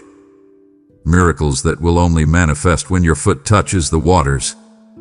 Like the priests at the Jordan, the river won't part while you stand on the banks waiting for a sign. It parts when you move. Child, do not let fear delay you. Do not wait for every detail to be visible before you obey. I am not asking you to understand it all. I'm asking you to trust the sound of my voice. You have been equipped. You have been affirmed. You have been prepared in silence for such a time as this. Now step. Step with trembling faith. Step with tear-streaked courage. Step not because you feel ready, but because I am. And when you move, you will see the difference. Things that resisted you before will now yield. Spaces that once rejected you will now welcome you. Environments that once stifled you will now make room. Because I have gone before you and made the crooked path straight. But the release is in your reach. The activation is in your agreement. Heaven has done its part. You don't have to force this. You just have to respond. And know what's waiting on the other side of your obedience. It is more than breakthrough. It is territory, inheritance, influence, legacy. The earth is groaning for the revealing of the sons and daughters of God, and that includes you. No more delay. No more hesitation. Step forward, child. The season is not waiting on me anymore. It's waiting on you to take your place. You've wondered, will I be enough for where I'm going? You've questioned your strength, your voice, your capacity. You've worried that this next season might demand more from you than you have left to give. But hear me now, child. You are not walking into this next season empty-handed. You are not crawling and depleted, dragging behind you the broken pieces of your past. No. You are stepping and carrying glory, carrying fire, carrying every lesson you learned in the wilderness, every ounce of anointing forged in the fire, every breakthrough birthed in the storm. You are not empty. You are endued with power from on high. The oil I poured on you in secret is about to spill into every space you enter. You see, I never let you walk through all you walked through just to leave you dry. I was filling you when you thought you were failing. I was depositing strength while you were weeping. I was loading you with spiritual weight while you were crying out in weakness. And now, as you cross into what's next, I want you to realize you are not lacking. You are loaded. Every room you step into will feel the shift. Not because of who you are on paper, but because of what you carry in the spirit. You walk with legacy in your bones. You walk with prophecy in your mouth. You walk with fire on your head and heaven backing every word you speak. You will not blend in this time. You were never meant to. The days of shrinking are over. You will carry fulfillment with you. The visible evidence of my promises kept, my words fulfilled, my glory made manifest through a vessel like you. And let me tell you something else. People will ask, where did this come from? And your answer will be simple. It came from the secret place. Because what you carry can't be taught. It was imparted. It wasn't found in a platform. It was forged in pain. You didn't buy this oil. You bled for it. You didn't inherit this fire by chance. You walked through the furnace and came out carrying it. And now, as you move forward, you won't have to explain yourself. Your fruit will speak for you. Your peace will announce you. Your presence will prophesy before your mouth ever opens. You are not walking in empty-handed, child. You are entering this next season fully armed, completely covered, and absolutely commissioned. So raise your eyes. Shake off the dust of old thinking. This next chapter will not break you. It will build you. You are not barely making it. You are crossing over with power. And what's in your hands now is not just for you. It's for the people waiting on the other side of your obedience. You've carried fire, now you will release it. You've held fulfillment in your belly, now you'll birth it. And when you arrive, heaven will make it known. You were never empty. You were always chosen. You've been running toward your dreams, running from your fears, running in circles trying to earn the future. I know how hard you've labored, how many seasons of doing you've given, in hopes heaven would respond. But hear me now. I'm not asking for effort right now. I'm asking for agreement. You've been strong. You've been faithful. You've run the good race. But this next move, it's not earned by merit or muscle. It's activated by surrender. Stop. Not because I want you idle, but because I want your spirit aligned. Stop the striving. Stop the playing. Stop the anxiety. The invitation is not to work harder. It's to believe deeper. What I'm weaving right now cannot be manufactured by your hands. There's no strategy on earth to match heaven's design. Your best prayers, your wisest counsel, your most noble efforts, they help bring your faith, but they won't birth this miracle. This needs agreement. A yielded heart. A yes, Lord, spoken from your soul. Earthly lips are optional, but your spirit must yield. I've already spoken the word. I've already ordained the outcome. The ground is shifting beneath you even though you can't feel it yet. Every delay, every disappointment, every sleepless night hath been rewired by my hand. Now I'm not asking for your strength, I'm asking for your yes. Just say it. Let me move. Let me breathe. Let me show you what heaven can do when my child quietly yields. You may wonder, what does agreement look like? It's not a list. It's not even a declaration. It's a moment. A holy pause. A breath lifted toward my throne, saying, I trust you. That's enough. You don't need to rehearse your faith. You need to release it. You've worn thin with trying. You've tried to control outcomes. Now is not the time to try harder. It's the time to rest deeper. There's momentum ready to pick up where your striving leaves off. And all you need to say is, I trust you. My child, the world is waiting, angels are leaning in. It's your turn to agree. Let me do what only I can do. You don't have to earn it. You just have to receive it. There are chains you can't see, twisted lies, rooted fears, generational traps, spiritual barricades. You've tried to pick apart what binds you with therapy, with playing, with sheer will. And yet you still feel stuck. You've whispered, "Why does this still hold me?" Hear me now. I am unraveling it in secret places. In places no eye can trace, my spirit is at work, disentangling what held your heart in knots. I don't deliver with noise.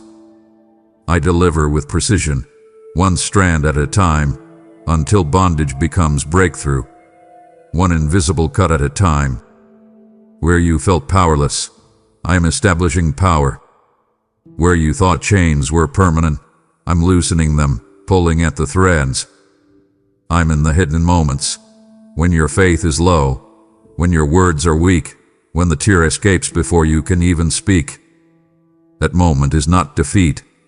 That is where I show up. I knew those moments before you experienced them. And I entered them, not to pity you, but to free you. Do you feel the shift? The gentle loosening deep inside? That's my mercy unraveling what never belonged to you. Other methods may touch the surface, but my method gets to the root. You may not see it, but in spirit, you sense it. Chains are dropping. Walls are cracking. Atmospheres are tilting. Past wounds will no longer define you. The lies that once told you, "You'll always be this way," are being dismantled. I'm turning your pain into your platform. I'm writing your past into a preface for your miracle. The dark corners where you've carried shame, I'm lighting them with my presence. You're not broken beyond repair. You're a masterpiece in the making. So walk lightly. Whisper prayers. Let your spirit sense the shift. Don't rush what I'm forging in the shadows. Trust the secret work. It may feel silent, but it's seismic. The entanglement is not permanent. It's temporary. I am unraveling for you. And when I finish, you will stride forward unshackled and untethered by old wounds. Your story will no longer be about the chains. It will be about my power that set you free. There were moments when the mountain before you felt immovable, when every step forward seemed to meet resistance so thick it threatened to stop your heart. You stood there, alone, silent, wearing your brokenness like a cloak. The whispers of doubt circled your soul. Maybe this isn't for me. Maybe I was too late. Maybe hope is for others. But you, oh how you amazed me. You didn't give up. Every tear, every shuddered breath, every wordless prayer fashioned a sacred defiance against the impossible. And because of that sacred persistence, the impossible bowed. I've seen how the world mocked your faith. I watched the clock mock your timing. I watched doors slam shut in your face. But each moment of derision, each no, each delay, it was a defeat. It was the dust settling, the heaviness transforming into momentum. Your persistence wasn't stubbornness, it was destiny bound. You refused to bow to fear. You refused to apologize for holding on to something heaven whispered to your spirit. That refusal wasn't pride. It was prophetic. And it is the reason I had to shift the atmosphere, because your resilience declared what faith looks like in motion. And now, watch closely. What seemed immovable is bending. The chains that wrapped tight around your hope are tearing asunder. The walls that hemmed you in are crumbling. The tides that once pushed your back against the wall are parting wide enough for you to walk through. Do you feel it? A divine shift. It's not coincidence. It's your resolve meeting my resurrection. The moment you stopped surrendering the fight was the moment heaven had to show up. The impossible didn't fall because logic changed. It bowed because your faith grew larger than the obstacle. Your perseverance didn't prove you strong. It proved my strength is real. And that is what transforms endings into entrances. You didn't just survive. I'm stepping into the breakthrough where you stood your ground. You may sometimes think of me in distant terms, as one who intervenes occasionally, from the outside, in moments of desperation. But that is not my nature with you. I am not a bystander in your journey. No. I am working through you. Not for you, as though you are separate from the miracle, but through you, fully integrated, fully present, fully intentional. You are not just the recipient of my power. You are the vessel, the conduit, the living channel for my works to flow to a world that is waiting. I have placed heaven's fire in your heart, not just to warm it, but to ignite the rooms you walk into. I have placed my glory on your life, not to spotlight you, but to shine through you. You are not the end. You are the launch point. I am doing my work through your faith, through your obedience, through your surrendered yes. This story is not just about deliverance. It is about my glory making its home in what looks like your everyday life. And because you walk with me, because you chose to trust me when you had nothing left, you now bear the signature of the divine. The healing, the shift, the breakthrough, all of it isn't passing over you. It is passing out through you. So relinquish any notion that this disruption belongs to you alone. Every tear you cried is now watering someone else's breakthrough. Every moment you held faith whispered about your desperation, and I turned it into destiny. I am working in you, yes, but more than that, I am working through you. That is why your life is becoming a message. That is why others will look at you not and see perfect strategy, but piece by piece evidence that God still moves when He finds hearts that won't quit. You are my workmanship, my masterpiece, and I'm bringing my works to earth on your shoulders. Let the weight of that purpose settle, beloved. You are not just rescued. You are redeployed.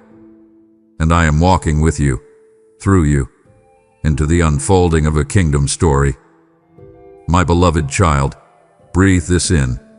What I am about to say is not just another encouragement. It is a prophetic decree.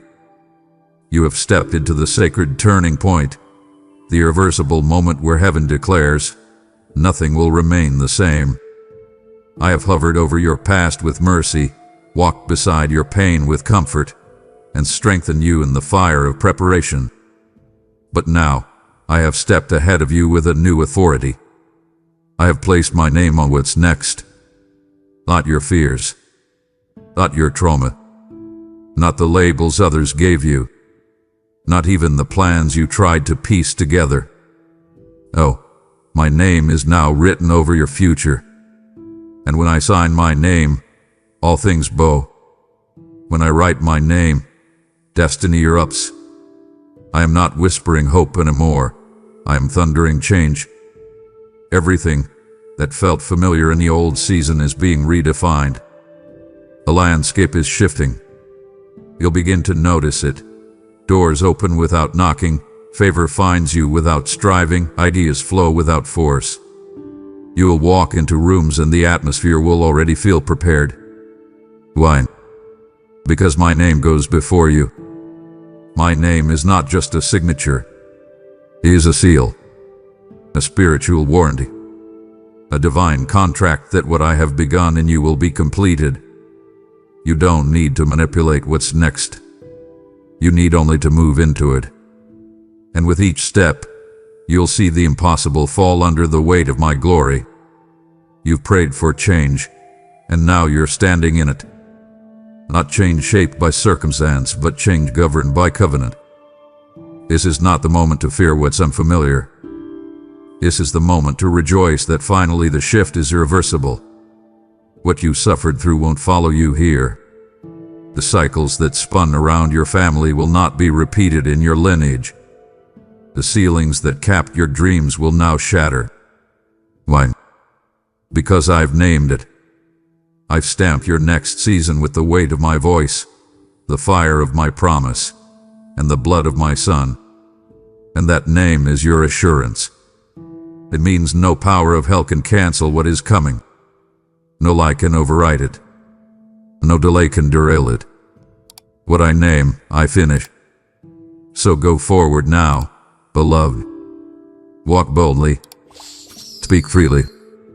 Love deeply. Rest intentionally. You are no longer trying to enter the shift. You are the shift. What's next doesn't just carry your potential. It carries my name. And where my name rests, miracles don't visit. They dwell. You won't have to beg for breakthrough anymore. It'll walk with you. You won't have to chase open doors. They will swing wide at your arrival. You have entered the moment, the divine threshold, where nothing will remain the same. And it's not by might, not by power, but by my spirit, because I've called it, claimed it, and crowned it with my name. Now that you've crossed the threshold and stepped into the moment where nothing will remain the same, I ask you, will you now help me bring this moment to someone else?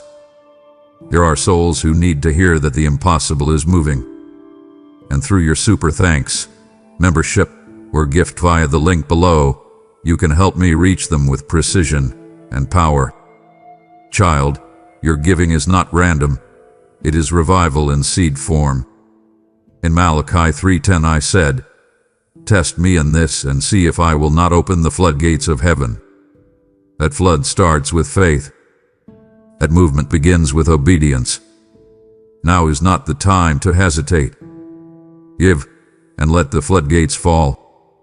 But understand this, beloved. Before you can release what's in your hand, you must quiet what's in your mind. So, stop everything. I am speaking to you now, and my voice must cut through the noise. I know the rush you are in. I see the frantic pace you keep, the constant hum of anxiety that has become the soundtrack to your days. That phone in your hand that never stops buzzing, the endless emails demanding your attention, the mental list of worries that you review each night before you fall into a restless sleep. That is the noise I must break through. You have been moving so fast, my beloved, trying to hold everything together, that you have built a wall around yourself with your own activity. It is a wall made of your to-do lists, your fears about the future, and your pressure to succeed. And behind that wall, I am building a miracle for you, but you cannot see it. You cannot feel the foundations I am laying because you are too busy reinforcing the bricks of your own effort. I see you. I see the weariness behind your eyes that your smile tries to hide. I see your anxiety about tomorrow's presentation at your job, the fear that you will not be enough. I hear the unspoken tensions in your family, the words left unsaid that create a heaviness in your home. I feel that knot in your stomach when you look at your finances, wondering how you will make it through another month. This is why I am calling you to pause. This is not a suggestion, my precious one. Hear my heart in this. It is a loving command, a necessary one. Be still. Let those words sink past your busy mind and into your soul. Being still does not mean you are giving up. It means you are finally looking up. It means quieting the panic inside of you, just for this moment. Pause now. Take a deep breath. Feel the air fill your lungs. Now let it out slowly. That feeling, that small moment of release, that is the beginning of my peace. You feel this moment as an interruption, don't you? A delay in your tightly packed schedule. But listen to me. What you perceive as an interruption is, in fact, a divine intervention. I am interrupting your cycle of worry to introduce you to my rest. I am interrupting your fear of failure to remind you of my guaranteed success. I am halting your frantic striving so that you can finally witness my grace. You have run as hard as you can. You have planned, you have strategized, you have worried, and you have worked until exhaustion. Your plans have taken you to their absolute limit, and you see now that it is not enough. And that, my child, is a beautiful and sacred place to be, because it is precisely at the end of your strength that my power begins. It is where your exhausted plans fall away and my divine purpose takes over. So lay down the tools of your own strength. They are not enough for the work I am about to do. Release your grip. Let go of what you think you must control. Your chapter of trying has ended. Now, the chapter of my doing begins. My beloved child, let's talk about the weight on your shoulders. I see it. I feel it. It's the weight of trying to control everything. The burden of believing that if you just work a little harder, worry a little more, or plan a little better, you can force a solution. You have been laboring under a pressure that was never yours to carry. You wake up with it, you carry it through your day, and you take it to bed with you at night. It is the weight of expectation, from your family, from your job, from yourself.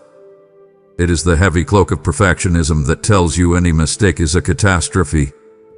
You are exhausted, aren't you? This deep, soul-level exhaustion is not from hard work. It is from trying to do my part. It is a signal, a divine alarm, telling you that you have wandered into a role you were never created to fill. So I am asking you now, with all the love in my heart, lay down the tools of your own strength. What are these tools? They are your intellect that works overtime trying to figure out every angle. They are your plans and spreadsheets that try to predict and control an unpredictable future. They are your attempts to manage the perceptions and feelings of others. You have used these tools your entire life, and they have served you to a point, but they are utterly insufficient for this task. The impossible is, by definition, beyond the reach of your tools.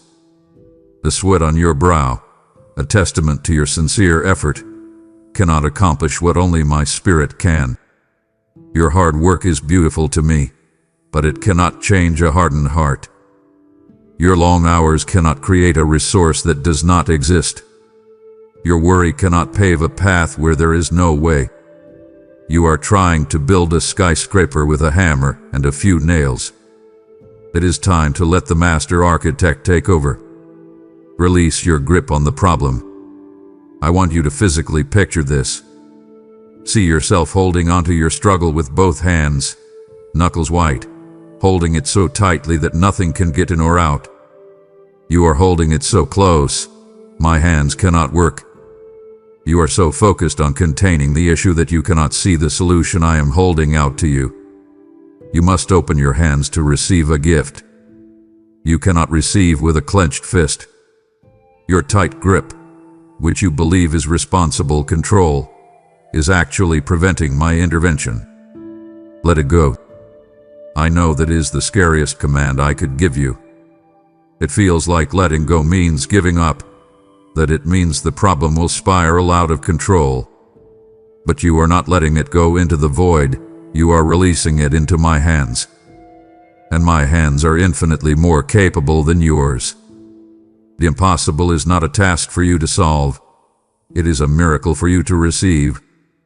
It is not a puzzle for your mind to unravel, but a gift for your heart to accept. Cease your anxious toil. Let your shoulders relax. Unclench your jaw. Let your hands fall open at your sides.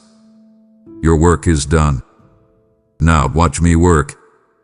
I want to pull back the curtain for you, my child, to let you see what your physical eyes cannot.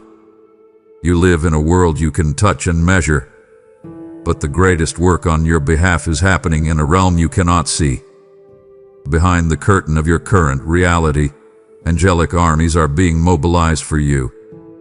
While you see only the problem in front of you, I have already dispatched heavenly forces to go before you, to clear the way, and to war against the spiritual opposition that seeks to keep you bound. This is not a metaphor, it is a reality. The battle for your breakthrough is not something we are hoping to win. It has already been won. The victory was secured on a cross 2,000 years ago, and now you are simply watching the manifestation of that victory unfold in your life.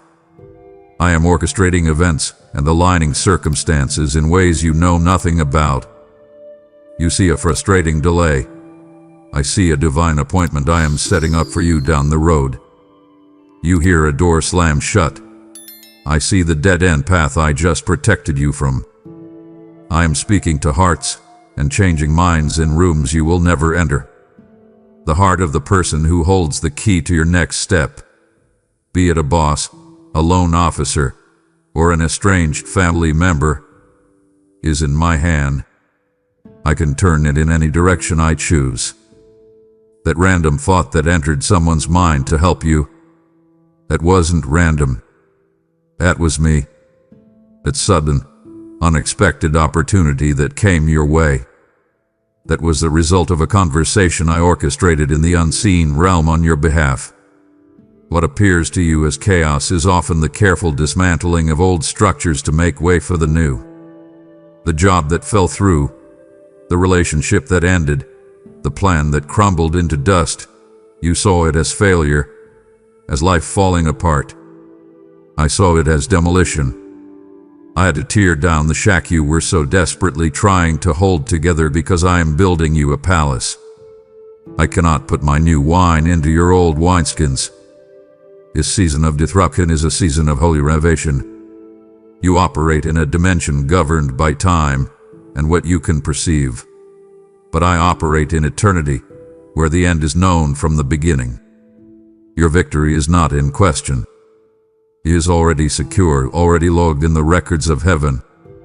Your role is not to fight the battle, but to hold your peace and trust the one who has already won it for you. So when you feel the chaos swirling, remind your soul of this truth: an unseen, powerful, and victorious work is happening for you right now. My child, let us talk about the path you are on. I know the detours and delays have frustrated you. You feel you should be further along by now. You look at others and it seems their journey has been a straight line, while yours is filled with winding roads and sudden stops. You must understand, the detours that frustrate you are my way of protecting you from unseen dangers. You cannot see the accident I helped you avoid by making you late. You cannot see the toxic relationship I spared you from by allowing that person to walk away. You cannot see the disastrous business deal I prevented when that funding fell through. Your perspective is limited to the road right in front of you. Mine sees the entire map. Trust that every delay hath been an act of my mercy. I am closing the wrong doors with a finality that I know hurts. You have been knocking on doors that were never meant for you, and in my love, I have had to close them and lock them. I know you mourn what you thought was behind that door, the security, the love, the acceptance you craved. But I love you too much to let you settle for less than my absolute best. I cannot have you tempted to revisit a path that leads to a dead end. Some doors must be closed forever so that your eyes are forced to see the new, better door I am opening right in front of you. You have been trying to walk through walls, but I am leading you to a gateway. I am carving a new path for you, right through a wilderness you thought was impassable. Where you see only thorns, I am making a way. Where you see only barren desert, I am causing rivers of living water to flow. People and opportunities are being moved like pieces on a chessboard for your ultimate good. The person who exited your life created a space for someone new I am bringing in. The opportunity that was lost is being replaced by one far greater than you could have imagined. I am moving people in, moving people out, and rearranging the very landscape of your life.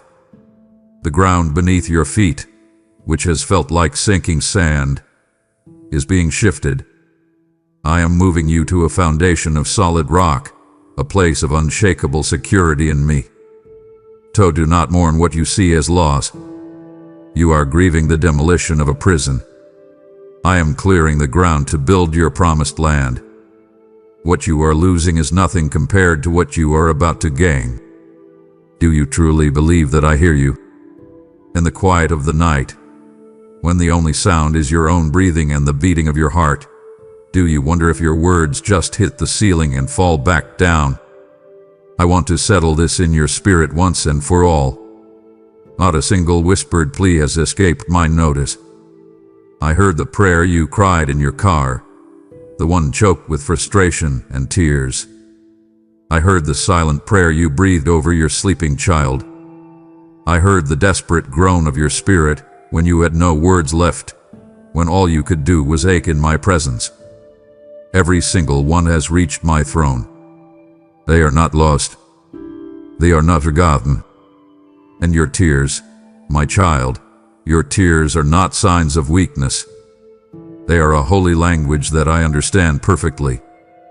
Every tear you have cried in this season of waiting has been collected. You thought you were just weeping in sorrow, but you were actually watering the seeds of your miracle.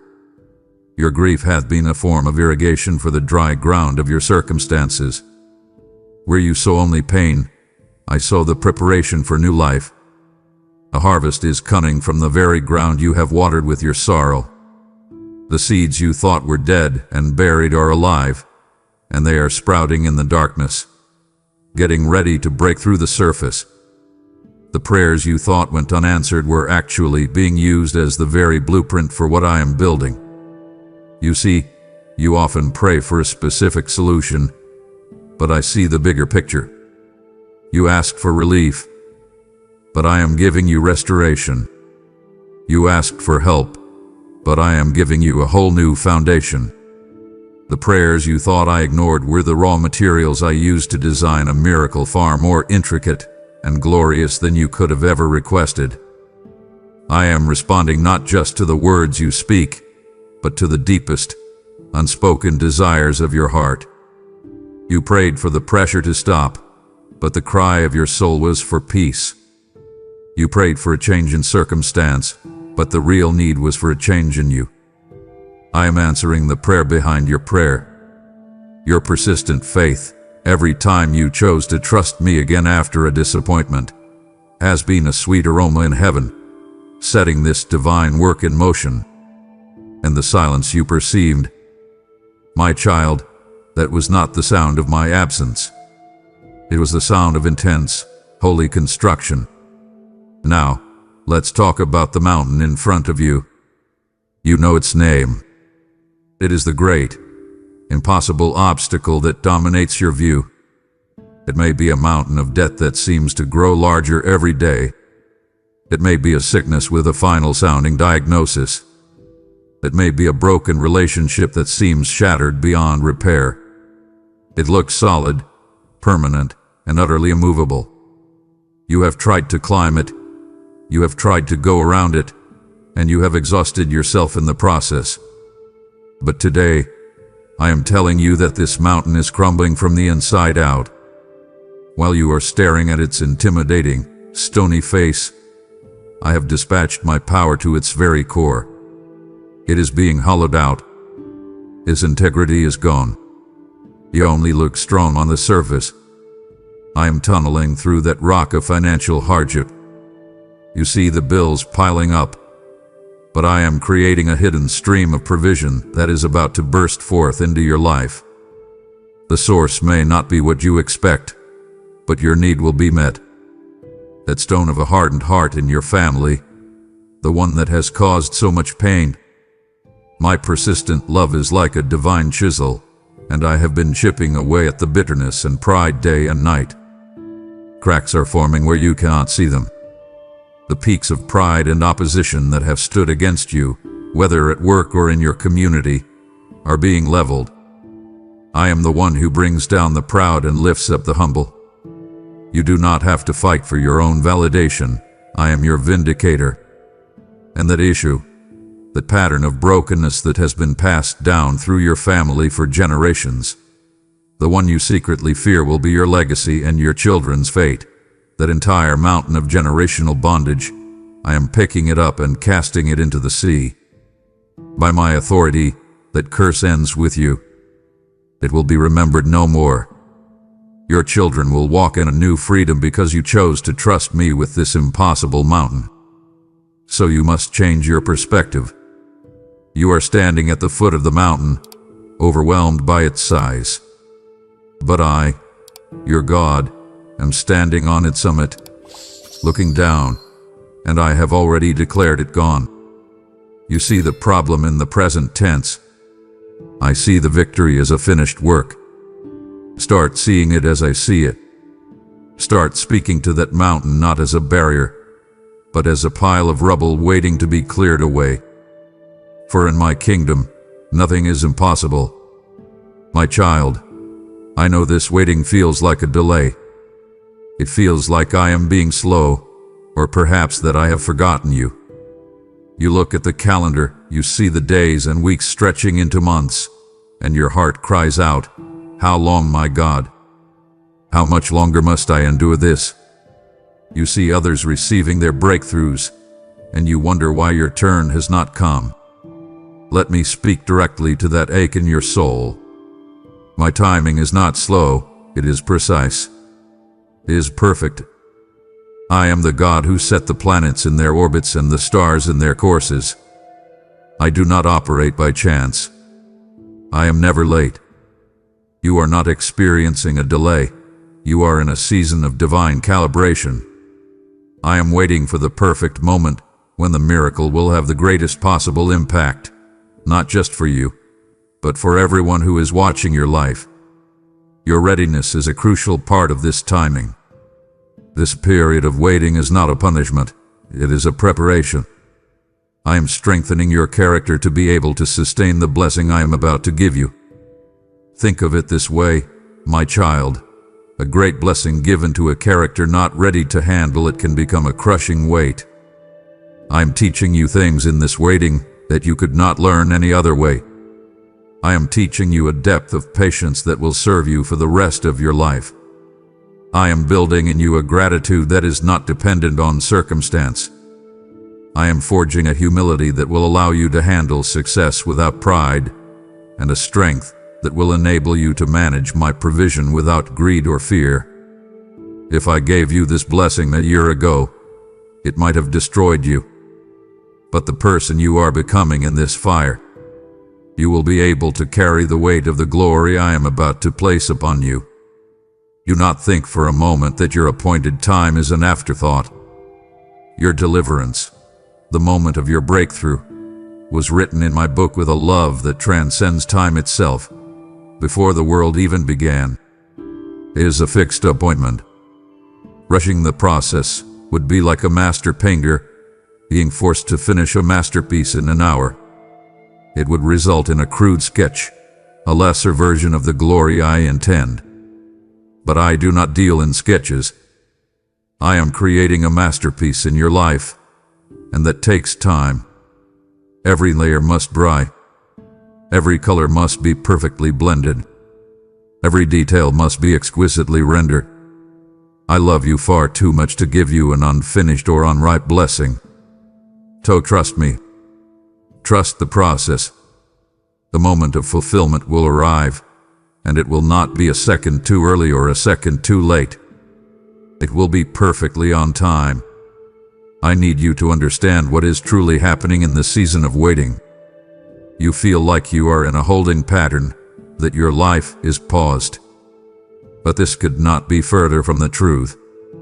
This period is not passive. It is an active, intense season of faith forging. You are not in a waiting room. You are in the very workshop of heaven, on the anvil of my purpose. This trial that feels like a consuming fire is actually my refining furnace. I am the master goldsmith, and I have placed you in the crucible. The heat is turned up. I know, but I am watching you with the most careful and loving eye.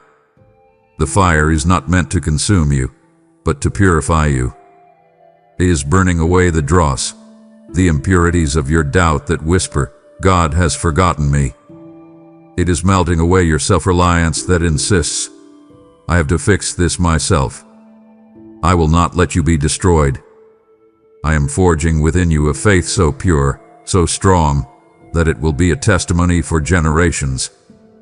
In this fire, you are learning the most important principle of my kingdom, to walk by faith and not by sight. Everything your senses tell you right now screams the opposite of my promise. Your bank account, the doctor's report, the silent phone, the unchanging circumstance, they all present a compelling, logical case for unbelief. They are the giants in your promised land. But faith is the evidence of things not seen. It is the ability to trust my word over the world's report. It is choosing to believe my promise over your problem. This skill, this spiritual muscle, is the most valuable asset you will ever possess, and it can only be developed in the gym of adversity. You could not learn this in a season of comfort. The strength you are gaining right now is essential for the new levels I am taking you to. You have been praying for expansion, for greater territory, but you cannot conquer new lands with old strength. The spiritual fortitude you are building each morning that you choose to trust me again, despite seeing no change, is precisely the strength you will need to defeat the new giants you will face in your next season. Furthermore, I am teaching you to hear my voice more clearly. In the noise of a comfortable life, my voice can be one among many. But in the focused silence of the furnace, my whisper becomes the only sound of hope. You are learning to distinguish my voice from the voice of fear, anxiety, and the enemy. So do not resent this trial, my child. It is the very thing creating the capacity within you to handle the victory. I am stretching your heart so it can contain the joy that is coming. My beloved, let us speak plainly, just you and I. Let's talk about the fear that creeps in during the quiet, lonely hours of the night. It is a familiar whisper, isn't it? You have hoped before, and you were disappointed. You believed for a miracle in the past, and it didn't happen the way you wanted. What makes you think it will be any different this time? I hear that question from your heart. It is a fear born from past wounds, from promises broken by people you trusted, from times you felt I let you down. Your hesitation to trust me completely is a scar left over from old battles. But I need you to hear me now. I am not a man that I should lie. My character is flawless. My track record is perfect. Let my present faithfulness be the healing balm for your past wounds. The disappointment you felt from others was never from me, and I am here to prove it to you. Another lie, a deeper one, that you wrestle with is the feeling of unworthiness. When you are alone, you recount your failures. You list your mistakes and shortcomings as if they are evidence in a case to disqualify you from my goodness.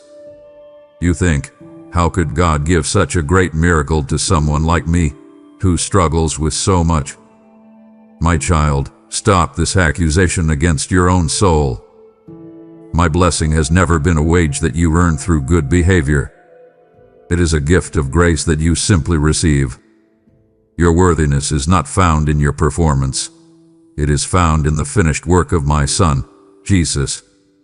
You are worthy not because you are perfect, but because you are mine. Let that truth silence the voice of the accuser forever. And then there is the fear of what other people will think. You are afraid to keep hoping, to keep speaking in faith, because you fear their judgment if this doesn't happen. You can almost hear their whispers. Their "I told you so." You must stop giving their opinions so much power over your heart. The approval of man is a fleeting vapor, but my love is an eternal rock. I am casting that fear of man out of your life. Your audience is an audience of one. It is my applause that you should seek, my smile that you should long for. So today, I invite you into a divine exchange. Hand me your anxiety about the future. Give me your fear of disappointment, In return, I will give you my peace. It is a peace that defies logic, a peace that can stand calm in the middle of a hurricane. It will guard your heart and mind. Do not fear the unknown path ahead, for you are stepping into a future that has been meticulously and lovingly designed by your Father. My child, I need you to lift your gaze. You are so focused on the problem right in front of you that you are missing the magnificent, eternal purpose I am working out through it. You believe this season is all about solving your immediate issue, the financial lack, the physical ailment, the relational strife. And yes, I am moving heaven and earth to resolve that for you because I love you and I care about every detail of your life. But that is not the main point. The problem is temporary, but the purpose is eternal. The solution to your problem is simply a tool I am using for a much grander design. If you only focus on the problem, you will miss the profound work I am accomplishing. Part of that purpose is to reveal my glory to a watching world. People know your struggle. Your friends, your family, your coworkers, they have a front row seat to your trial. When I bring your breakthrough, when I do the impossible in your life, it will be an undeniable sign to them. Your life will become a beacon of my goodness, a testimony to my power and faithfulness. They will see what I have done for you, and it will cause them to question their own unbelief. Your story is not just for you. It is an evangelistic tool I will use to draw others to myself. I am not just giving you a solution. I am building you a powerful testimony. The story of how I carried you through this fire will become a lifeline of hope for someone else who is walking through their own valley of despair. Your scars will become lighthouses. Furthermore, I am using this to shift you from a position of need to a position of abundance. Right now you are focused on what you lack, on what you need from me. But the provision I am bringing is so complete, so overflowing, that it will fundamentally change your posture. You will move from being a person who is always asking to a person who is always giving. You will become a channel of my blessing, a distribution center for my grace and resources to a world that is hurting. And perhaps most importantly, my child, I am using this situation to draw you into a deeper intimacy with me. Let's be honest. You have never sought me with such desperation and sincerity as you have in this trial. Comfort and ease can produce complacency. But this fire has forced you to cling to me, to depend on me, to listen for my voice in a way you never have before. That intimacy, the deep knowing of my heart, is a gift more precious than the miracle itself.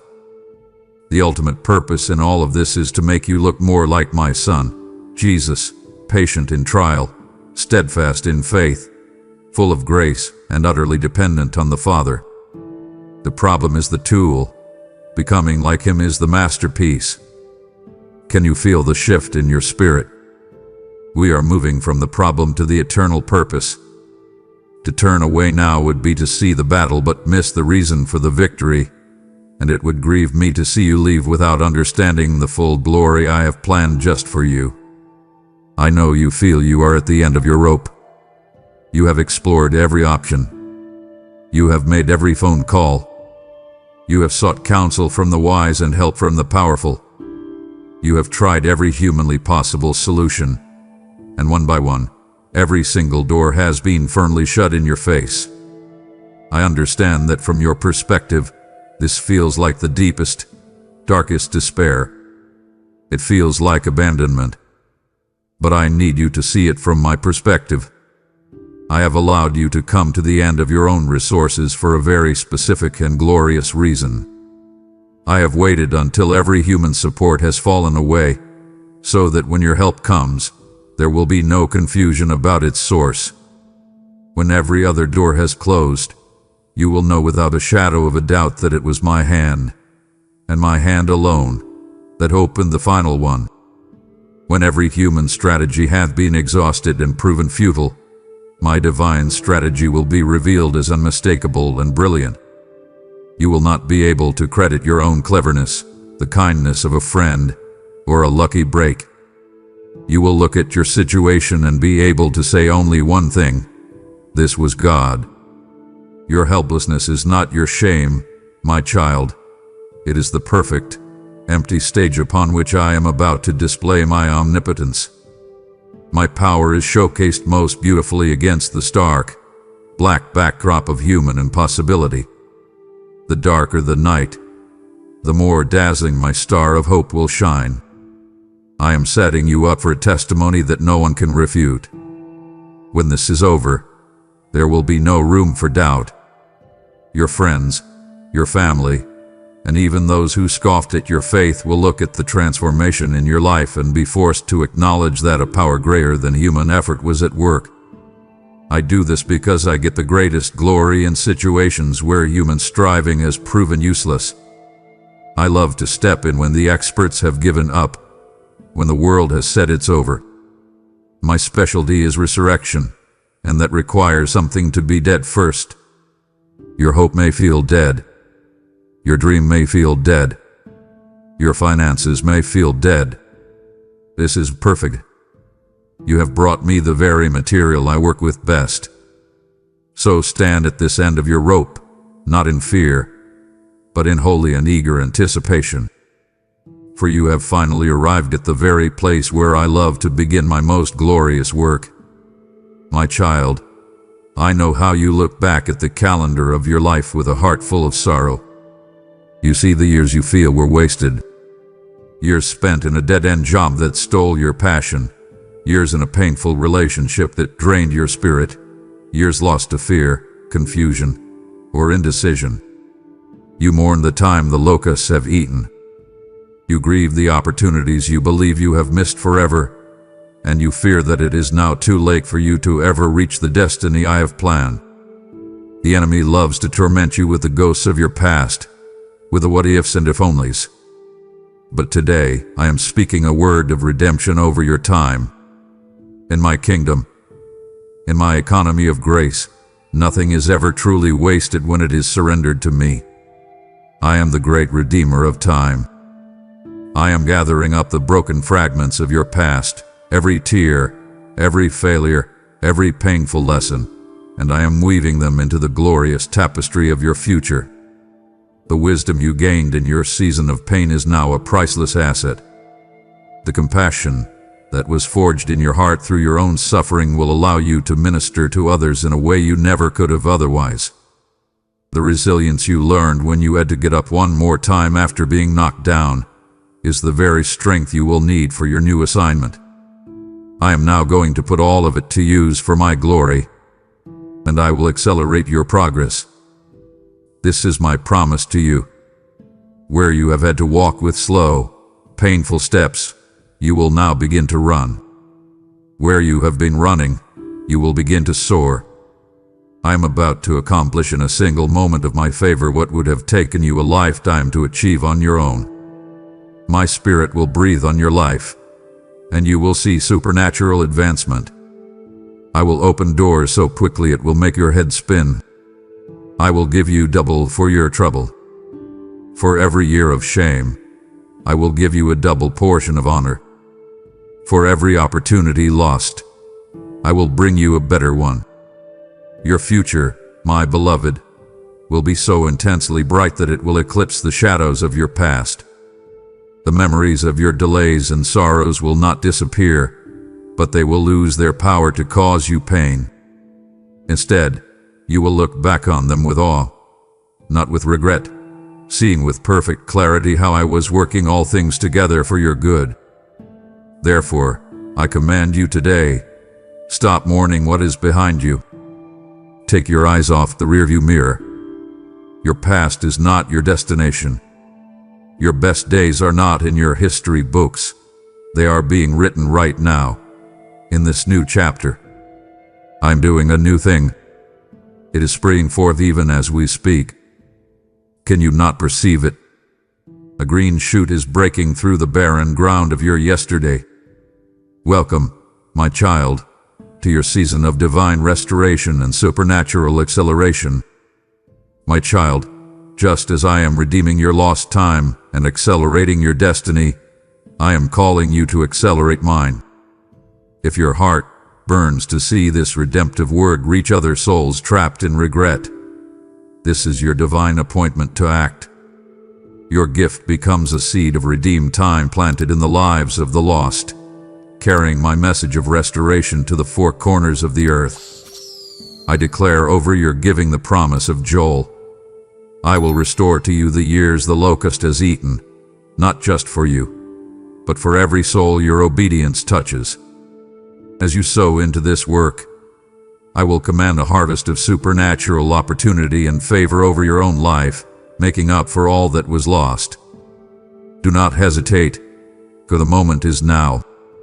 Sow your seed of redemption through Super Thanks membership, or the link below, and watch as I redeem the time for 1,000 others.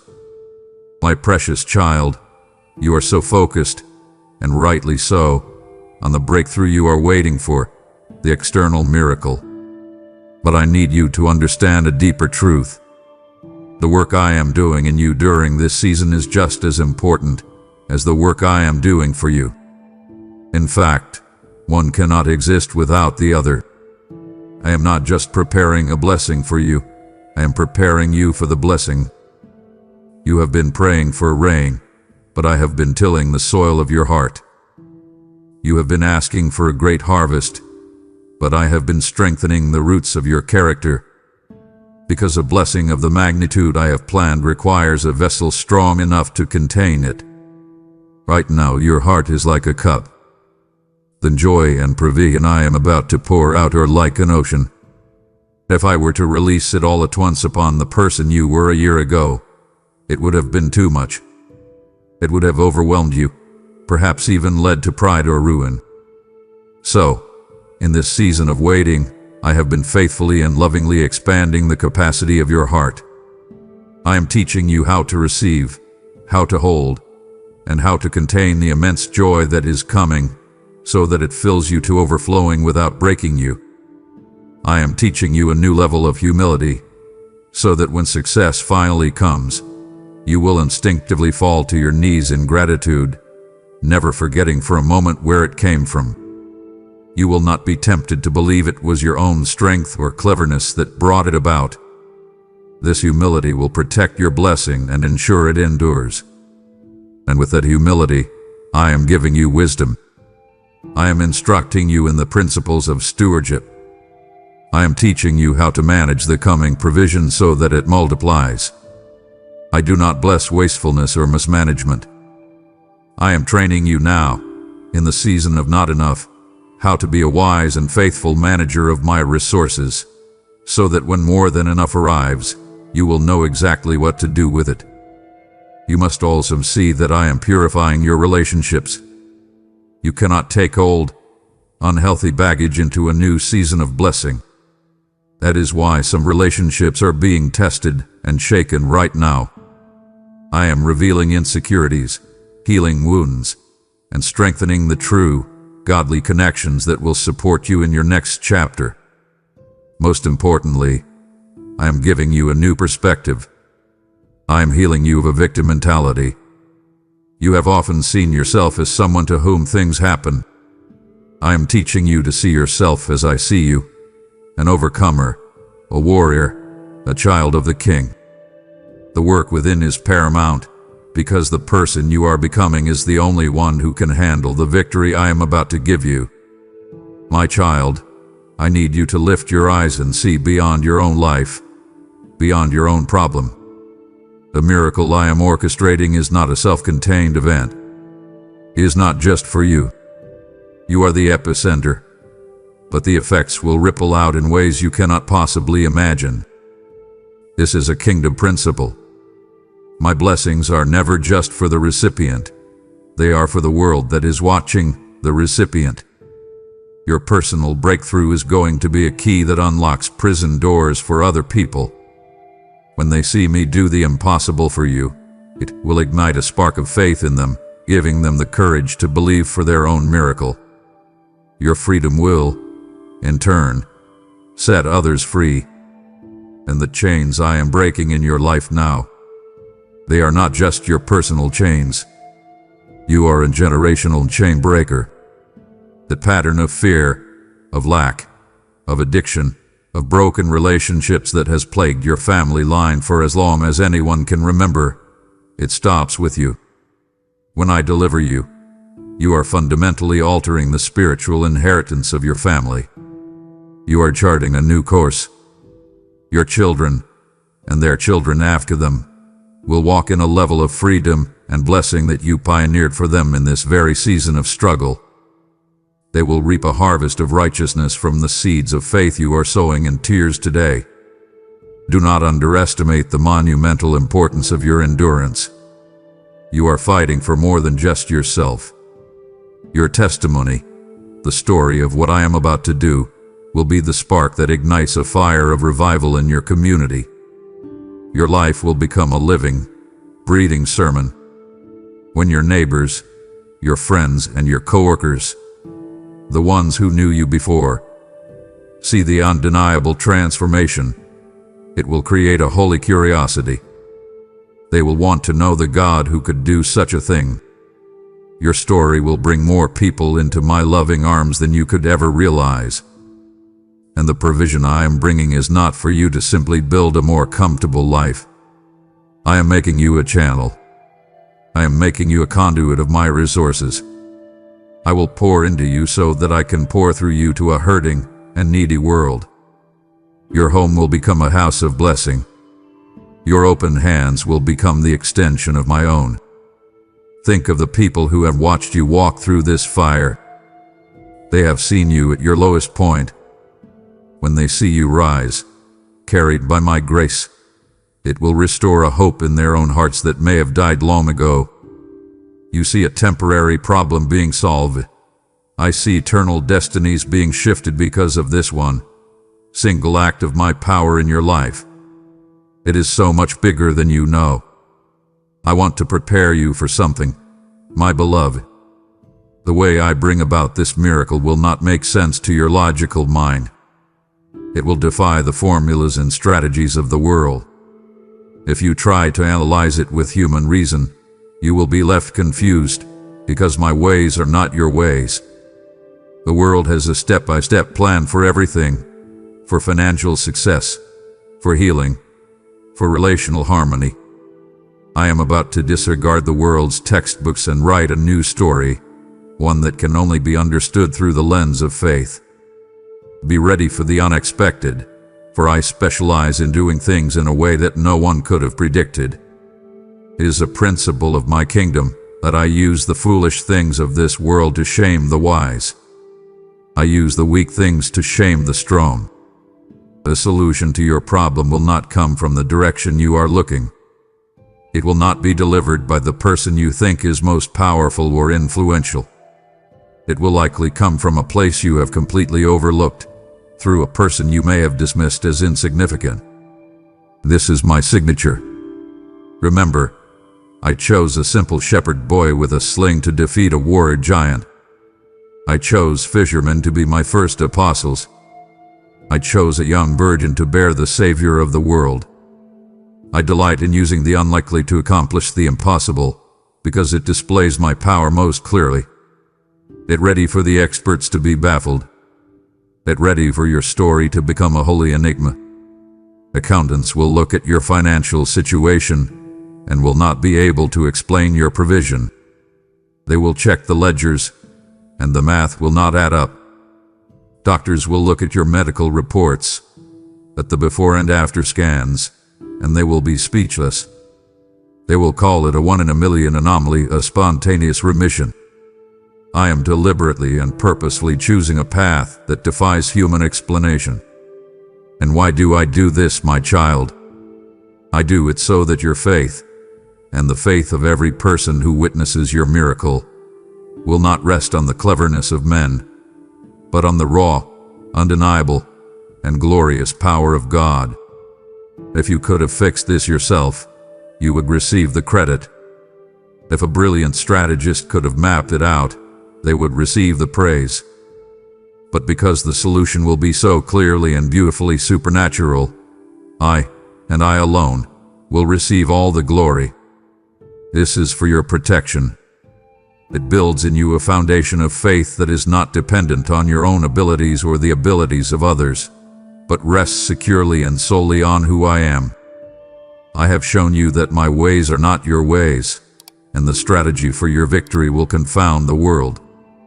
Do not let human logic pull you back now. To leave this conversation would be to choose what is predictable over what is divine, and it would sadden my spirit to see you miss the very method of your miracle I am about to unveil. My child, I need you to lay down your sword. You have been fighting so hard, for so long. You are weary from the battle. But you must understand who and what you are truly fighting. The anger you feel towards certain people, the frustration you have with your circumstances, these are misplaced.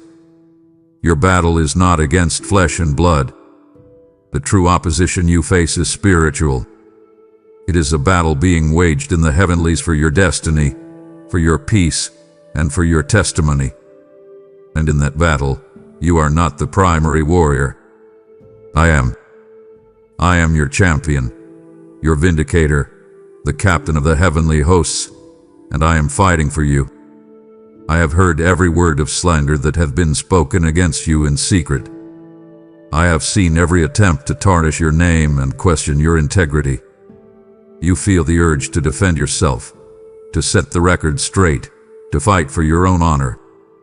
But I am telling you to be still. You do not need to defend yourself. I am your righteous judge, and I am your mighty defender.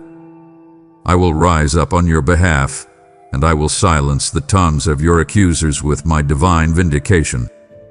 The accusations of the enemy, the one who whispers your past failures and present inadequacies into your ear, are being rendered null and void. They are being washed away by the precious blood of the Lamb. The accuser has no legal ground to stand on in the courts of heaven concerning you. The case has already been dismissed. Your primary role in this battle is not to fight, but to rest. This is your most powerful spiritual weapon. Your rest is an act of profound faith. It is a declaration that says, "My God is bigger than my enemy. My God is in control. The battle belongs to Him." When you choose to enter my peace instead of striving in anxiety, you confuse the enemy and you glorify me. While you are sleeping, I am at work, dismantling the plans of your foes. While you are resting in my presence, my angelic armies are advancing on your behalf. Your anxious striving doesn't help me win. It only gets in the way and wears you out. Surrender the battle completely to me. This is the great and beautiful exchange of my kingdom. The battle is mine, but the victory is yours. I take on the fury of the fight. You receive the peace and the spoils of victory. I go to war, you enter into rest. So let go of the need to control the outcome, to justify yourself, or to fight back. Simply stand still, hold your peace, and watch the salvation that I, the Lord, am bringing to you this day. My beloved child, I want to teach you a new language. It is not a language of the tongue, but a language of the soul. It is the language of trust, and you are becoming more fluent with every passing day of this trial. The world around you speaks the language of sight, of logic, of proof. But in my kingdom, we operate on a higher plane, and the language spoken there is trust. Every action you take that is rooted in faith, even when you feel fear, is a word in this beautiful language, and I hear it loud and clear. When you lift your hands to worship me while the storm of your circumstances rages around you, it is a declaration that shakes the heavens and confounds the enemy. It is a shout of defiance against the spirit of despair, a statement louder than any thunder that says, "My problem is big, but my God is bigger." The highest dialect in this language of trust is giving thanks when you can see nothing to be thankful for. Anyone can express gratitude after the provision has arrived, after the healing has manifested. But the faith that moves me The faith that rearranges the very cosmos is the faith that gives thanks before the fact. When you thank me for your healing while your body still aches, when you thank me for provision while your bank account is still empty, you are not pretending. You are aligning yourself with a higher reality. You are agreeing with heaven's report over the earth's temporary facts. You are speaking my reality into your present circumstance, and that is an act of creative power. When you speak my promises back to me in your prayers, you are not reminding me, for I never forget. You are reminding yourself. You are aligning your heart, your mind, and your very spirit with my unchanging will. You are taking the sword of the Spirit, which is my word, and you are using it to cut through the suffocating vines of doubt and fear that try to entangle you. And when you feel that familiar wave of anxiety begin to rise, and you make the conscious choice to quiet your soul and choose my peace instead, you are making one of the most powerful statements of belief possible. You are casting a vote of absolute confidence in my sovereignty and your obedience in the small things, my child. The choice to be kind when you feel hurt, to forgive when it is impossibly hard, to be generous with the little you have. You are proving your readiness for the great things. Finally, understand this. Your rest is not laziness. In a world that screams at you to hustle, strive, and worry, your ability to cease your own labor and rest in my finished work is a radical act of spiritual warfare. It declares that your victory is not won by your frantic effort, but by my all-sufficient grace. My child, listen to me. I am about to ruin you for an ordinary life. I am about to permanently and gloriously shatter your definition of what is possible.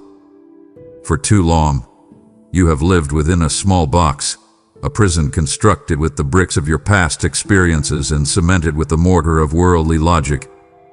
The walls of that box are labeled with phrases like "be realistic," "that's impossible," and "don't get your hopes up." Today, by the power of my Spirit, I am demolishing that box forever. You will no longer measure your future by the limitations of your past. From this day forward, your only measure will be my unlimited power.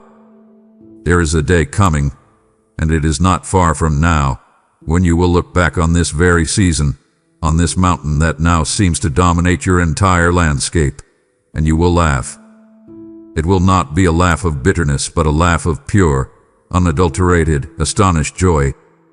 You will remember the tears you cried, the sleepless nights you endured over this very thing you now call impossible, and you will be in awe of my goodness. You will wonder how you could have ever doubted that I would come through for you. This miracle will do more than just solve your problem. It will fundamentally change your belief system. I am not just giving you a fish. I am teaching you how to access my ocean of supply. I am stretching your faith to a new dimension, a place where miracles are no longer the rare, startling exception, but the joyful, consistent expectation. You are graduating from the school of maybe it will happen to the university of it is done. This event, this great work I am performing, will become a foundational stone of remembrance in your spirit. It will be a memorial. In every future challenge you face, for the rest of your life, you will be able to point your soul back to this moment and declare with unshakable confidence, "My God did it for me then, and He will do it for me again." It will be a well of strength from which you will draw forever. I am changing how you see every obstacle. You will no longer see a barrier designed to stop you in your tracks. Instead, you will see a divine opportunity, a stage that I have set to display my strength on your behalf. Every problem will become a platform for my power.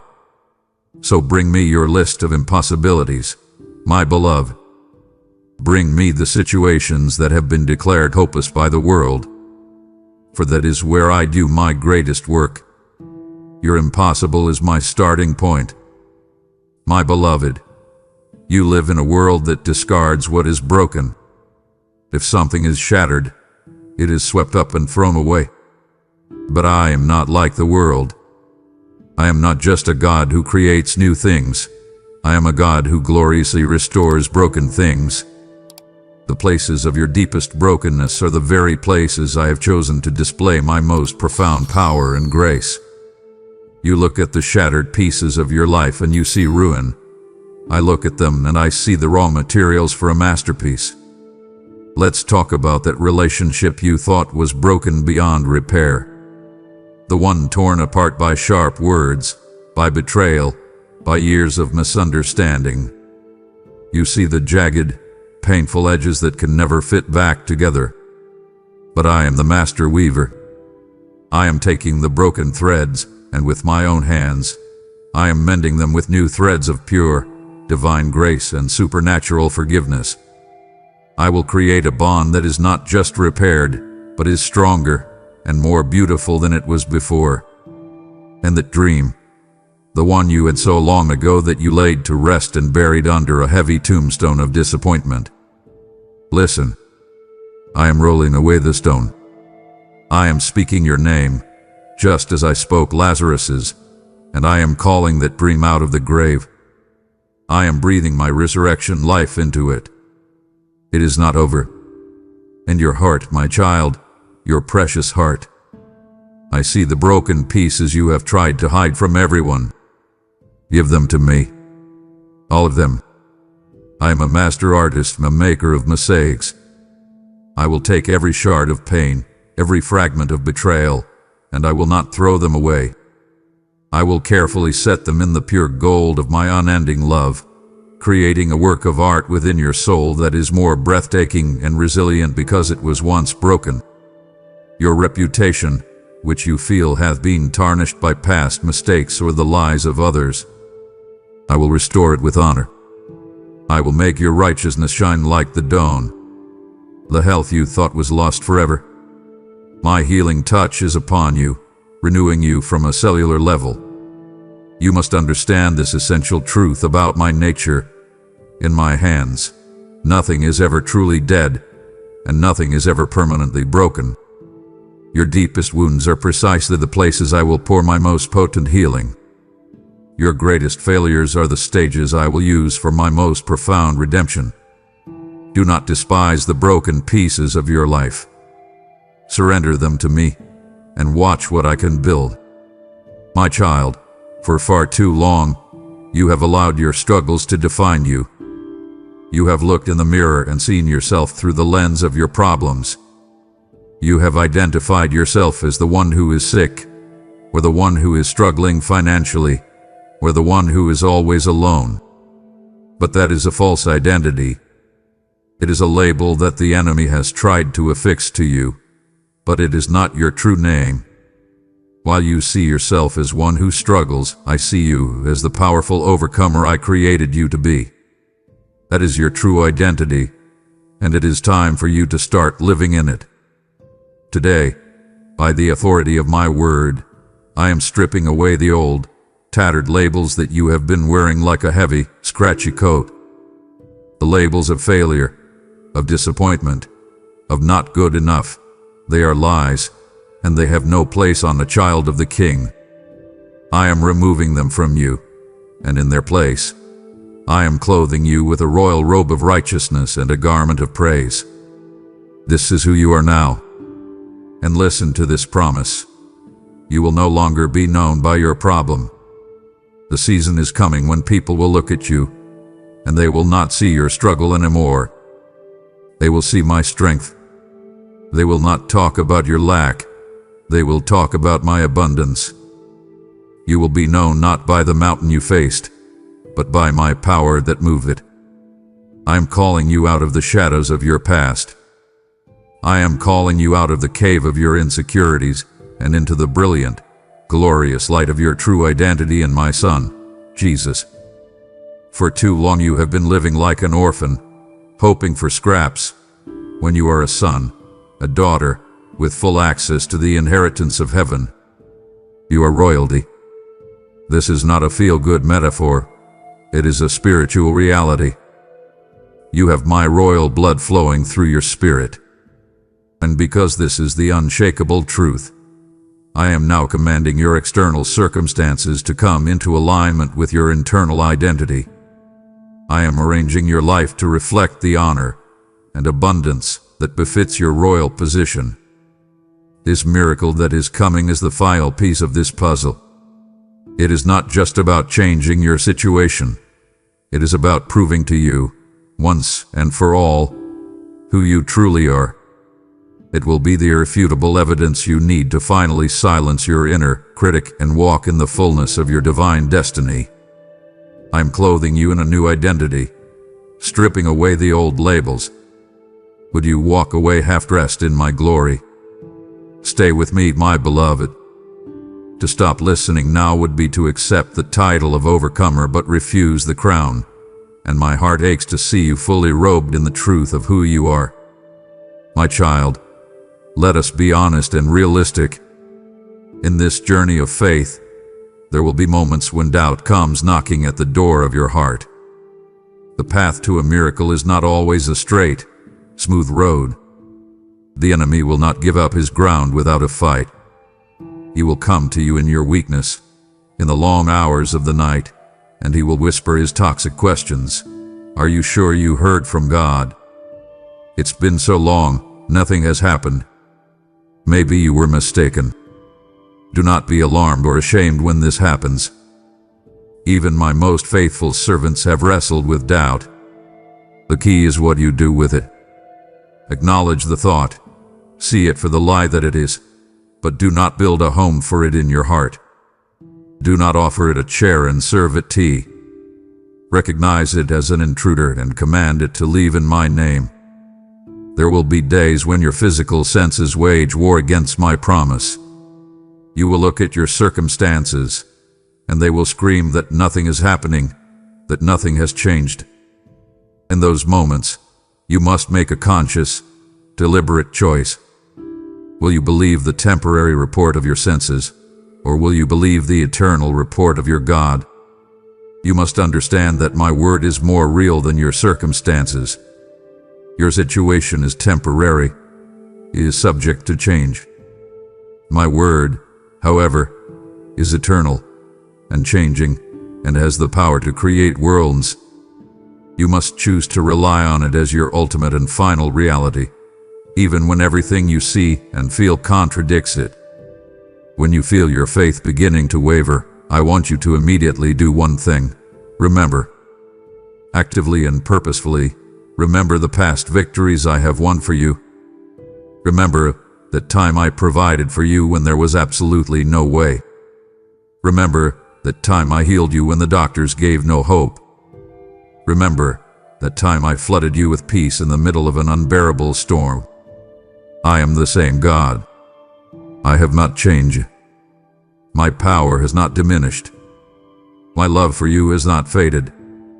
Anchor your soul to the unchanging truth of my character. Remind yourself who I am. I am faithful, even when you feel faithless. I am good, and everything I do is for your good. I am the God who cannot lie. My promises are yes and amen. And you must be proactive. Starve your doubts by feeding your faith. For every thought of doubt, find 2 of my promises and speak them out loud. Drown the whispers of the enemy with the thunder of your praise.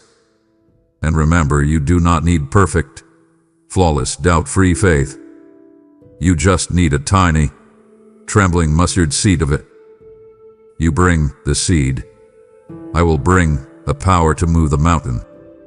My beloved child, in the season of waiting and believing, you must anchor yourself to something solid, something that does not shift with the changing tides of your emotions or circumstances. The anchor is my written word. You must understand that my promises in the scriptures are not just a collection of encouraging thoughts or ancient poetry. They are legally binding documents.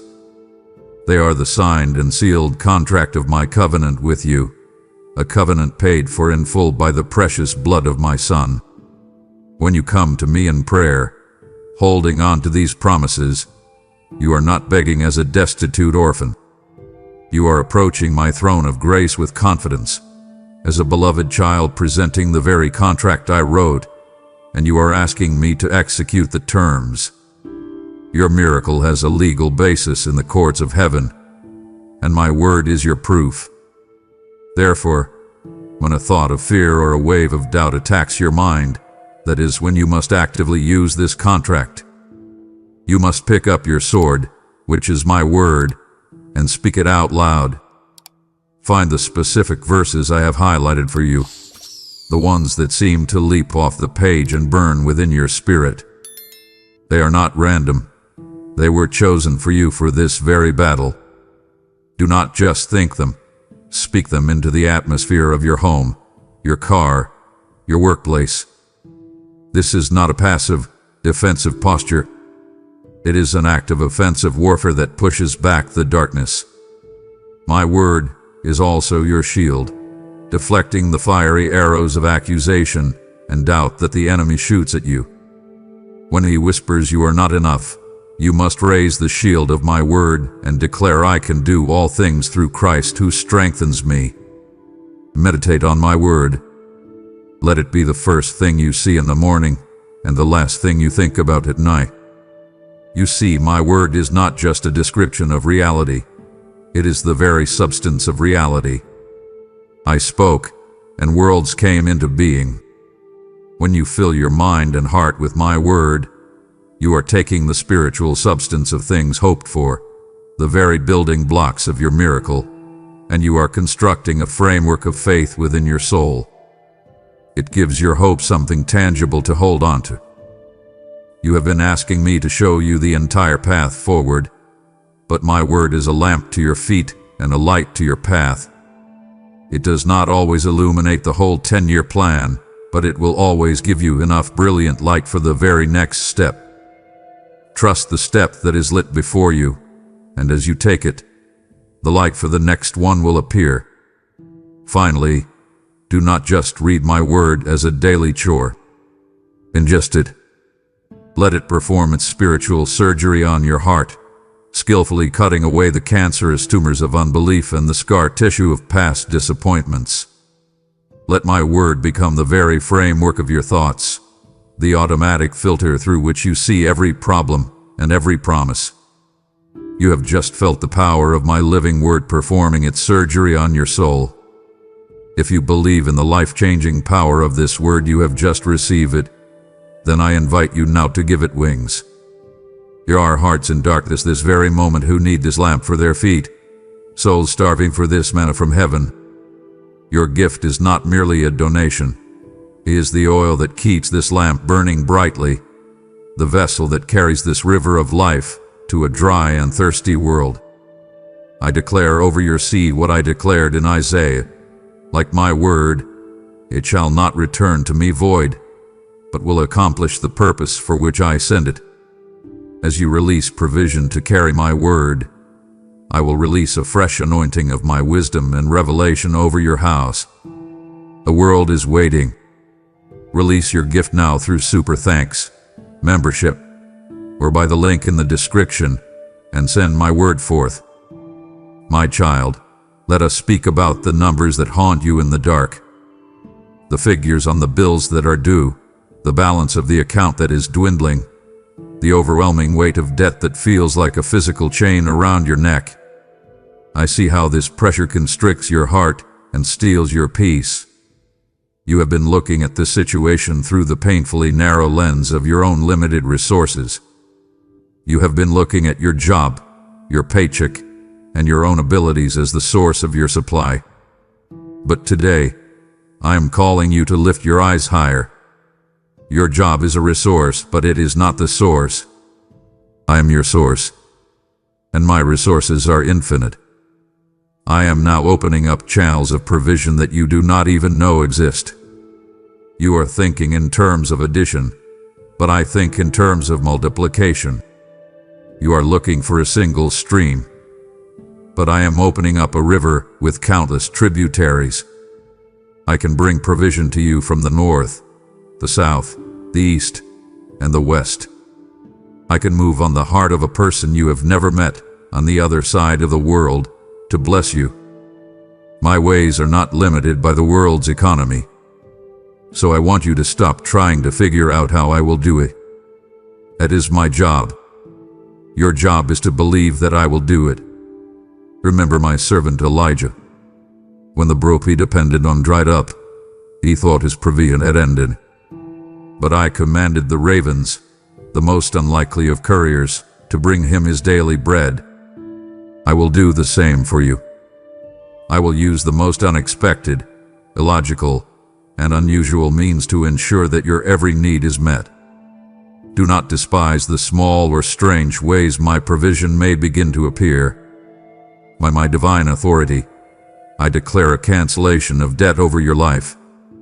I am commanding resources that have been unjustly blocked or held up by the enemy to be released to you now.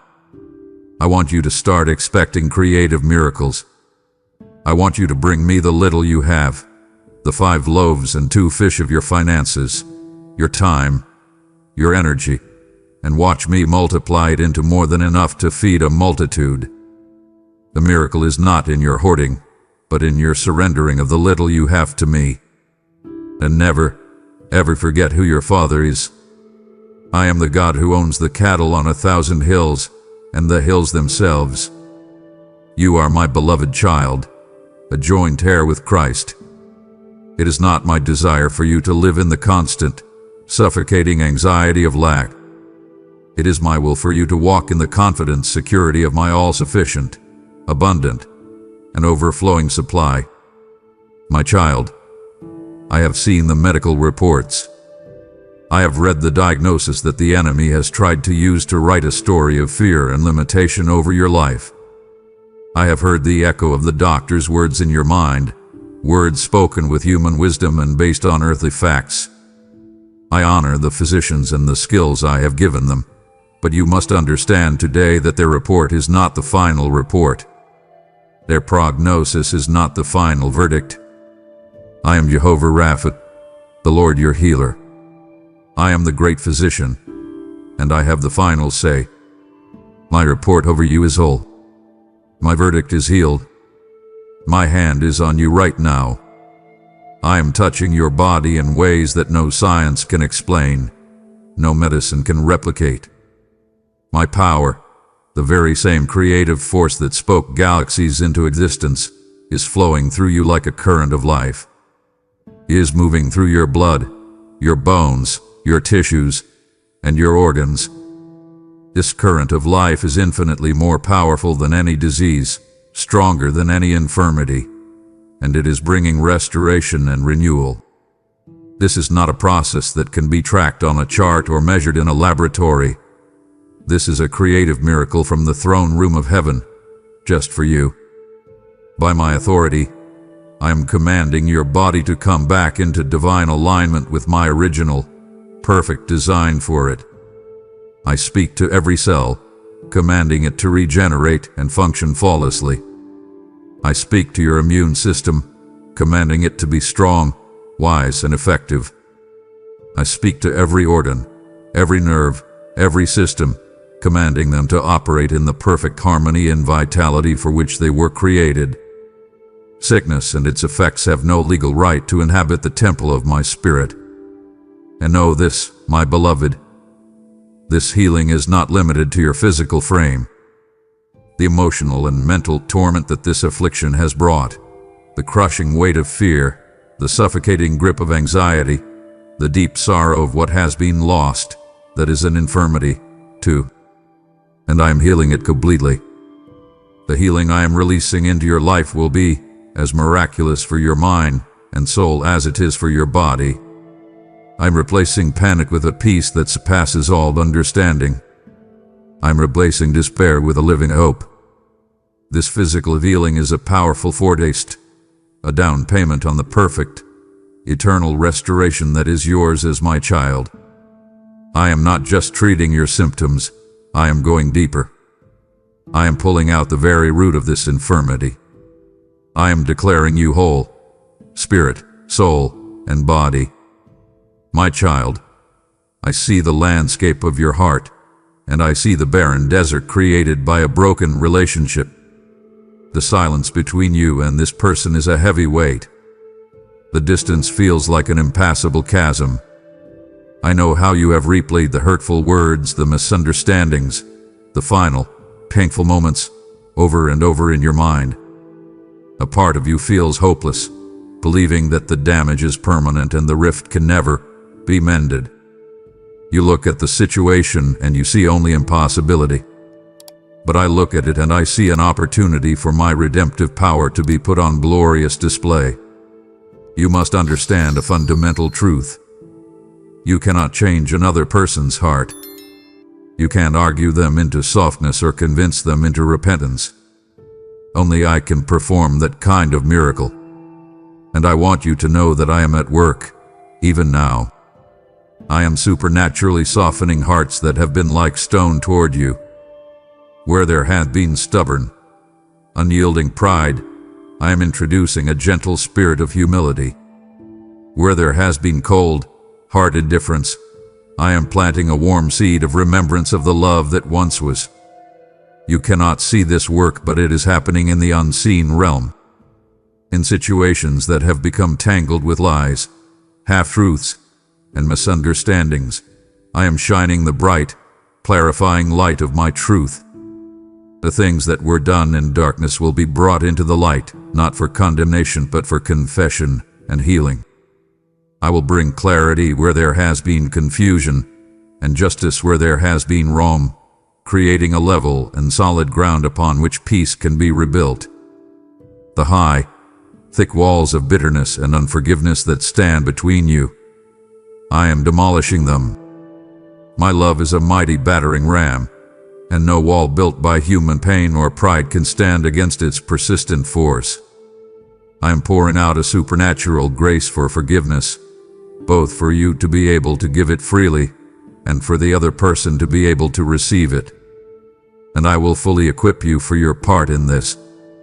When the time comes for difficult conversations, I will give you the wisdom and the grace to navigate them. I will put the right words in your mouth, words of life and healing, not of accusation and blame. I am orchestrating divine appointments, arranging coincidental meetings and encounters. Trust me to set the stage for reconciliation.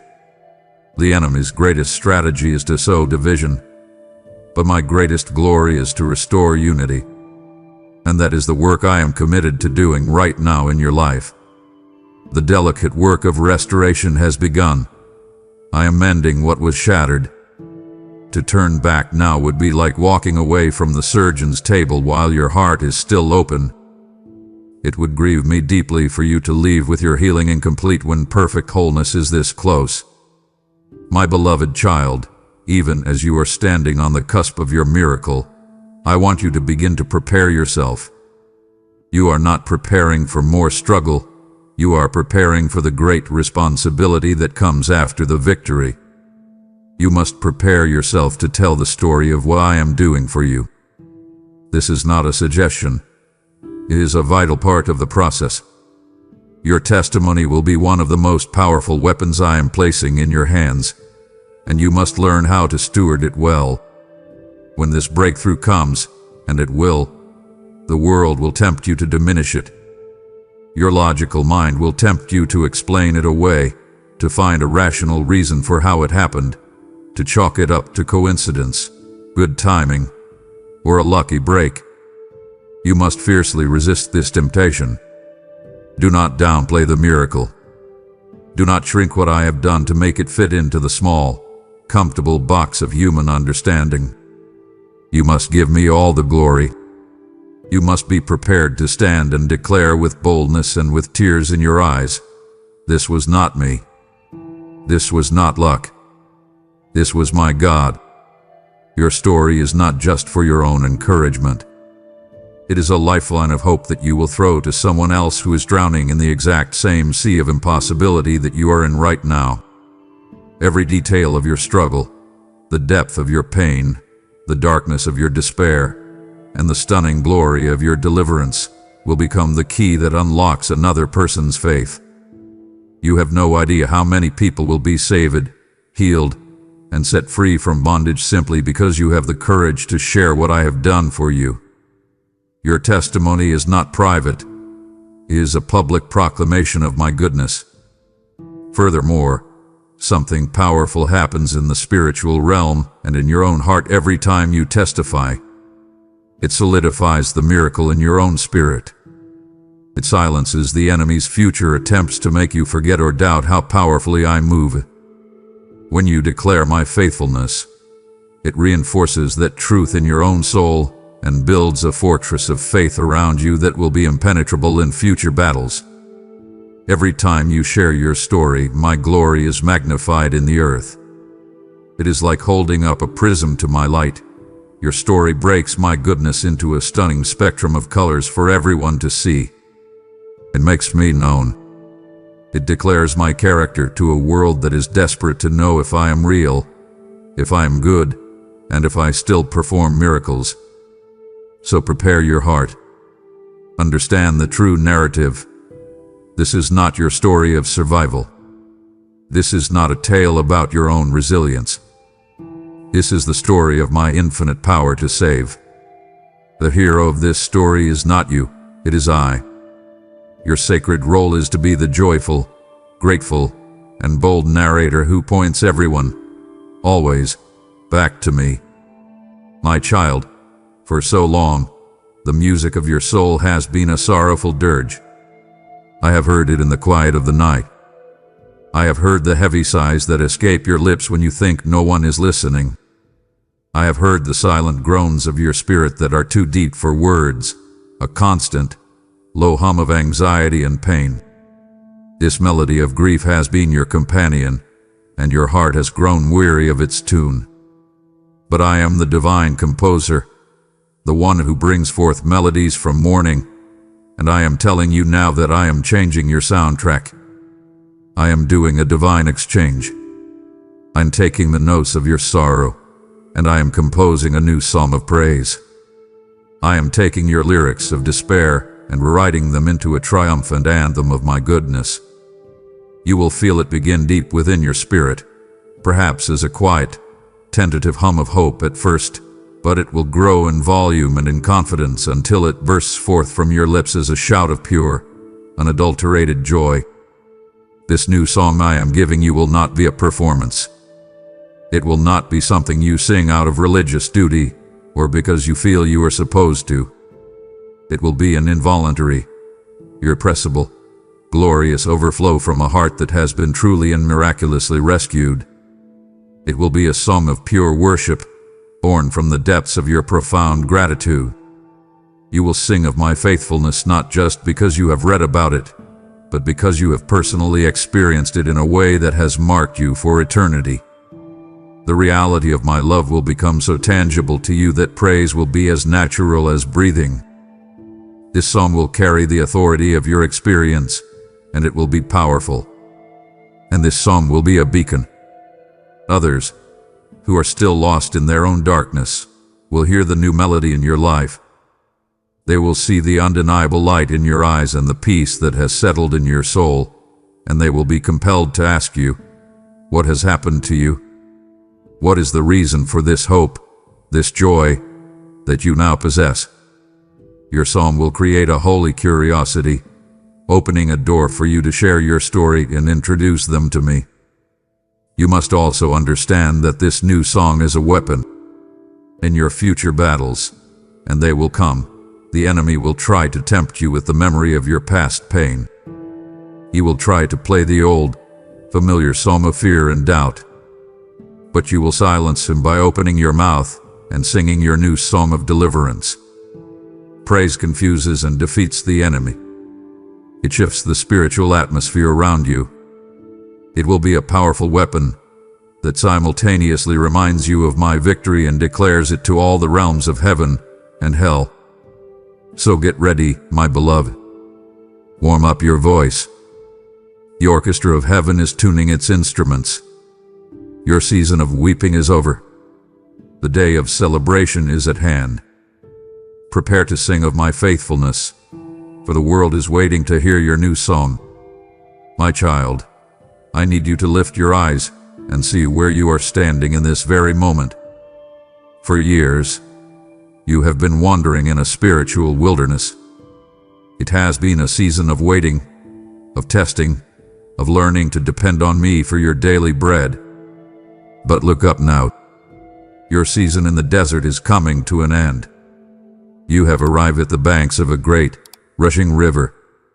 This, my child, is your Jordan River.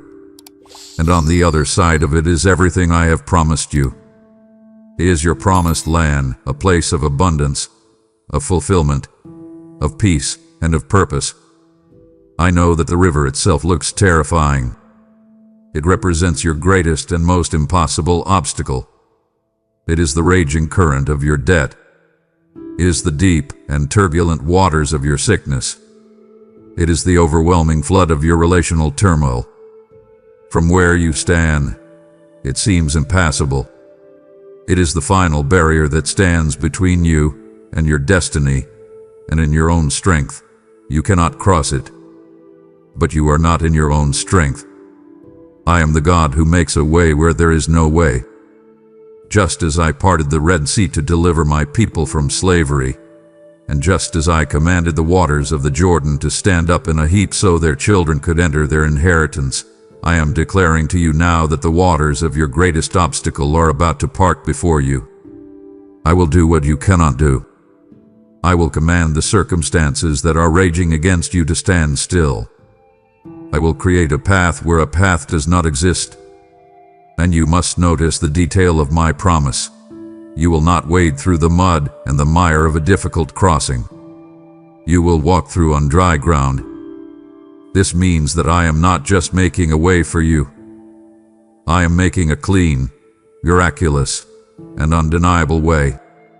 As you take that first step of faith onto the path I create, you will be leaving the bondage of your past behind you forever. The slavery of your fear, the chains of your old mindset, the wilderness of your waiting. It will all be on the other side of the river, powerless to follow you into your new life. Understand the profound significance of this moment. This is a crossing over moment. It is a point of no return. You will never go back to being the person you were before this. You are stepping into a new identity, a new reality, a new level of faith. I am leading you into a land flowing with milk and honey, a season of supernatural abundance and deep, satisfying fulfillment. And the giants, the fears you had about what might happen if you ever reached the other side, when you see them from your new position of victory, standing in the land of promise, you will see them as they truly are, like grasshoppers in your sight. You have feared them for too long. Now they will fear you, for they will see that the God of the universe is with you. My child, I must speak to the weariness that is trying to settle upon your soul. I know you are tired. The final mile of a marathon is always the most grueling. The final moments of waiting are always the most intense. You are in the final stages of this trial, and this is the most critical time of all. So hear my voice empowering you now. Do not grow weary. Do not give up when you are this close to the finish line. The enemy of your soul knows your victory is imminent, and so he will launch his fiercest attacks of discouragement and doubt in these final moments. He will whisper that you have waited for nothing, that it is all a fantasy. You must recognize this for the desperate lie that it is and stand firm. What is about to happen in your life will appear sudden to everyone who is watching. They will call it an overnight success, an instant turnaround, a lucky break. But you and I, we will know the truth. This sudden breakthrough will be the glorious culmination of a long, slow, hidden process. It is the result of every tear you have cried in secret, every prayer you have whispered in the dark, and every single morning you chose to get up and believe me one more time. The foundation for this victory has been laid, course by course, in the unseen realm through your persistent faith and my constant faithfulness. The building is about to appear, seemingly in a moment, but it has been under construction for a long, long time. I am the divine architect, and I am aligning the final, intricate details for a perfect and seamless victory. People, resources, opportunities, and timing. It is all converging into a single point of glorious breakthrough. Like a master weaver at the loom of your life, I am tying the final, beautiful knots on this intricate tapestry. Like a master conductor leading a grand orchestra, I am raising my baton for the final, triumphant chord of your symphony of deliverance. Every piece is being moved into its perfect place.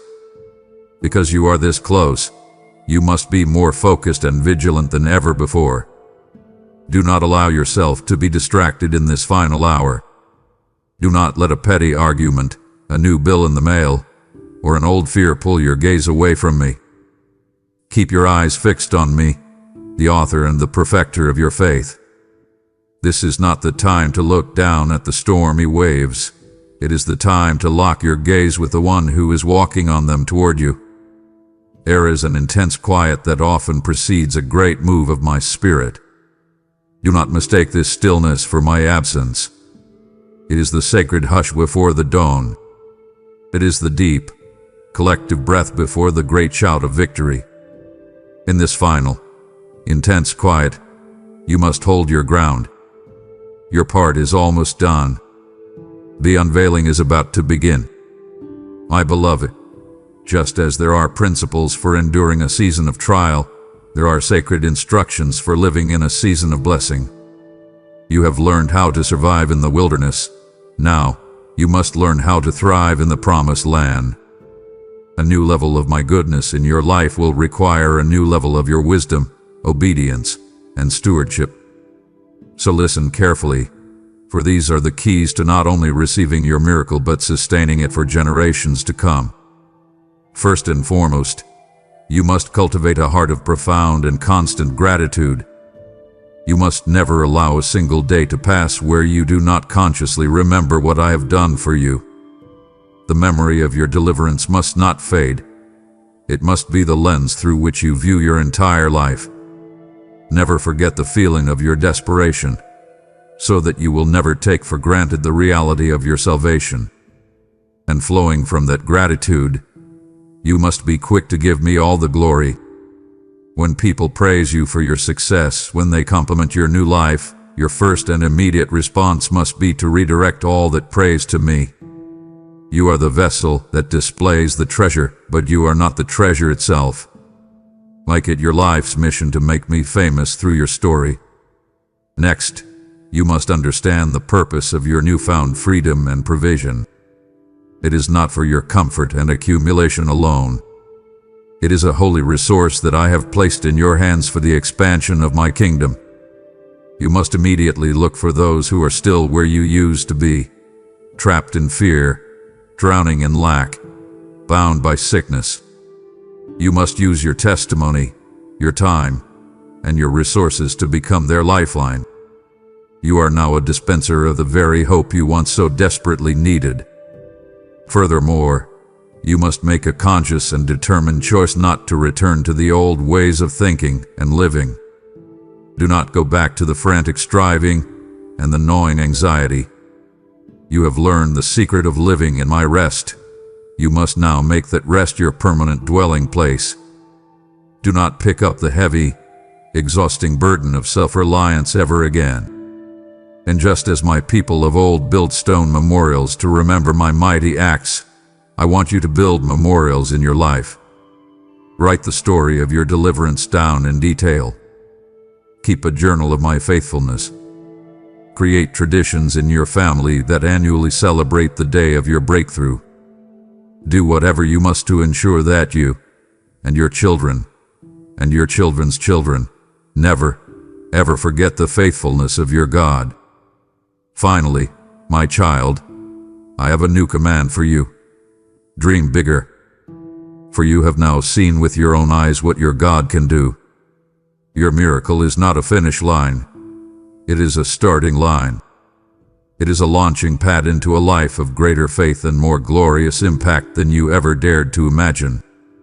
You now have the instructions for your new season. but I have not yet revealed the deepest secret of my heart behind it all. To depart now would be to have the map but miss the treasure to which it leads. Stay, for my unending love is the final destination, and it would disappoint me profoundly if you did not arrive to receive it. My child, as we approach the unveiling of your miracle, there is one final, paramount truth that I must settle deep into the foundations of your soul. It is the why behind all of this. Why did I hear your cry? Why did I orchestrate countless details in the unseen realm? Why did I fight for you when you could not fight for yourself? Why am I bringing this impossible, world-confounding miracle to pass in your life?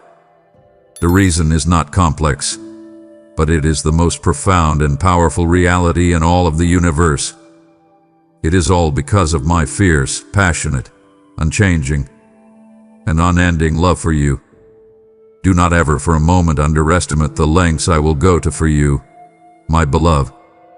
I would move heaven and earth for you. In fact, I already have.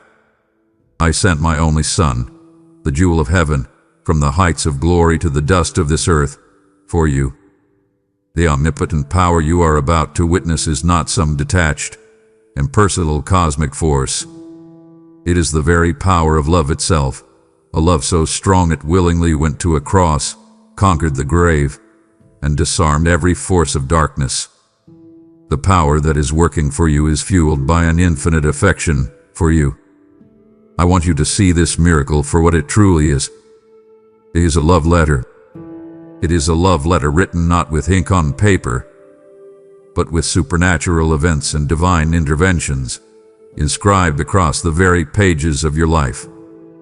Every detail, every pavilion, every moment of healing, every closed and open door, each one is a sentence in this letter from my heart to yours. And every sentence says the same thing. I love you. I see you. I know you. I have not forgotten you. You are mine. You must let this truth settle deeper into your spirit than the miracle itself. The blessing will solve a temporary problem, but understanding the depth of my love for you will sustain you for eternity. You did not earn this. This is not a reward for your perfect behavior. It is a gift of pure grace. It comes to you for one reason and one reason only, because you are mine. You are my child, and I am your father, and it is the absolute delight of my heart to give good gifts to my children. If you receive the miracle but miss the heart of the one who is giving it, you will have missed the greater treasure. Let my love be the true, lasting prize that you take from this season. For it is my love for you that activates my power on your behalf. It is the engine that drives your deliverance. So rest, not just in the promise of my power, but in the unshakable reality of the love that wields it just for you. My child, I want to take you somewhere now, into a place beyond your physical senses. I want to bring you into the courtroom of heaven. For in this season of your waiting, a case has been presented concerning your destiny, your healing, your breakthrough. You must understand that there is an accuser, the enemy of your soul, and he stood before my throne to present his case against you. He brought evidence, a long, detailed list of your every failure, your every mistake, your every moment of doubt. He pointed to your past and to the patterns in your family line, and he made a compelling legal argument based on the law of sin and death. He argued that you were disqualified, that you were unworthy of the very miracle you have been crying out for. From a purely legal standpoint, based on your own merit, his case seemed strong. But then, your advocate stood up. My son, your Savior, Jesus, stepped forward. He did not argue the facts of the accuser's case. He did not deny your past or your shortcomings. He did something far more powerful. He presented one piece of evidence that overruled and silenced every accusation. He simply held out his nail-scarred hands. He presented the eternal testimony of his own precious blood, which was shed for you. and that blood spoke a better word. It did not speak of your guilt, it shouted your forgiveness. It did not speak of your sin, it declared your righteousness. It did not speak of your unworthiness, it proclaimed your adoption as a beloved child of God. And based on that one, perfect, final, and irrefutable piece of evidence, I, the righteous judge of all the universe, have rendered my verdict. The gavel has fallen, and its sound echoes through all of eternity. The case is closed. The accuser hath been silenced and cast out of this court, and the verdict over your life, over your situation, has been declared forgiven, healed, restored, delivered, provided for. This is not a future possibility that we are hoping for, my child. This is a past tense, finished work reality in the spiritual realm. Your miracle is no longer a question mark. It is a settled fact in heaven. The decision is final and it cannot be appealed. Therefore, your posture on earth must now change. You are no longer a petitioner begging for a favorable outcome. You are an heir of the King, standing on the ground of a verdict that has already been won. You are simply waiting for the official decree from the throne room to be delivered and manifested in your earthly circumstances. My child, I want you to lean in and hear these 3 words, for they are the very words my Son spoke from the cross, and they are the words I am speaking over your situation right now. It is done. Let that truth wash over you. This is not a hope. This is not a wish. This is a divine declaration from the throne of all creation. The work is finished. The battle has been won. The struggle has ceased. The verdict that I have just declared in the courts of heaven is now being sealed and executed. The long night of your trial has passed, and the dawn of your deliverance is breaking right now. Because this is a finished work, your prayers must now shift. I am calling you to stop praying prayers of desperate petition, as if you are trying to twist the arm of a reluctant God. I am not reluctant. I am more eager for your breakthrough than you are. I have already signed the decree for your freedom. So, from this moment on, your prayers must become prayers of profound thanksgiving and joyful reception. You must begin to thank me for what is already done. Thank me for the healing, even while you are waiting for every symptom to leave your body. Thank me for the provision, even while you are waiting for the funds to appear in your account. Thank me for the reconciliation, even while the other person's heart is still softening. Thanksgiving is the highest expression of faith. It is the language of a heart that truly believes it has received the promise. You must now begin to walk as one who has the promise in hand. How would a person who knows they are healed carry themselves? How would a person who knows they are completely free from death think and speak? How would a person whose relationship is restored treat others? You must begin to act in alignment with this new, heavenly reality. Let your posture shift from the slump of a victim to the confident, peaceful stance of a victor. This is not faking it until you make it. This is faithing it until you see it. It is allowing your earthly actions to come into agreement with the spiritual truth I have just declared. The impossible thing, the very issue that drove you to your knees and brought you to the end of yourself, has been accomplished. The wait is over. The season of striving has ended. The season of weeping has passed. This is not the end of your story, but it is the glorious end of a very difficult chapter. And today, with great joy and love, I turn the page. Welcome, my beloved. Welcome to your new beginning. Because it is done, your worship must now take form and your gratitude must have a voice. If your spirit leaps in thanksgiving for the work I have finished in you, this is your prophetic moment to seal your breakthrough with a victory offering. This act of giving is your first step on the dry ground of your promised land, a shout of faith that breaks chains for others still waiting on their miracle. Your gift becomes the first fruit of your new season, a declaration that you trust me not just as your deliverer, but as your source for all that is to come. I declare over you the promise of Malachi.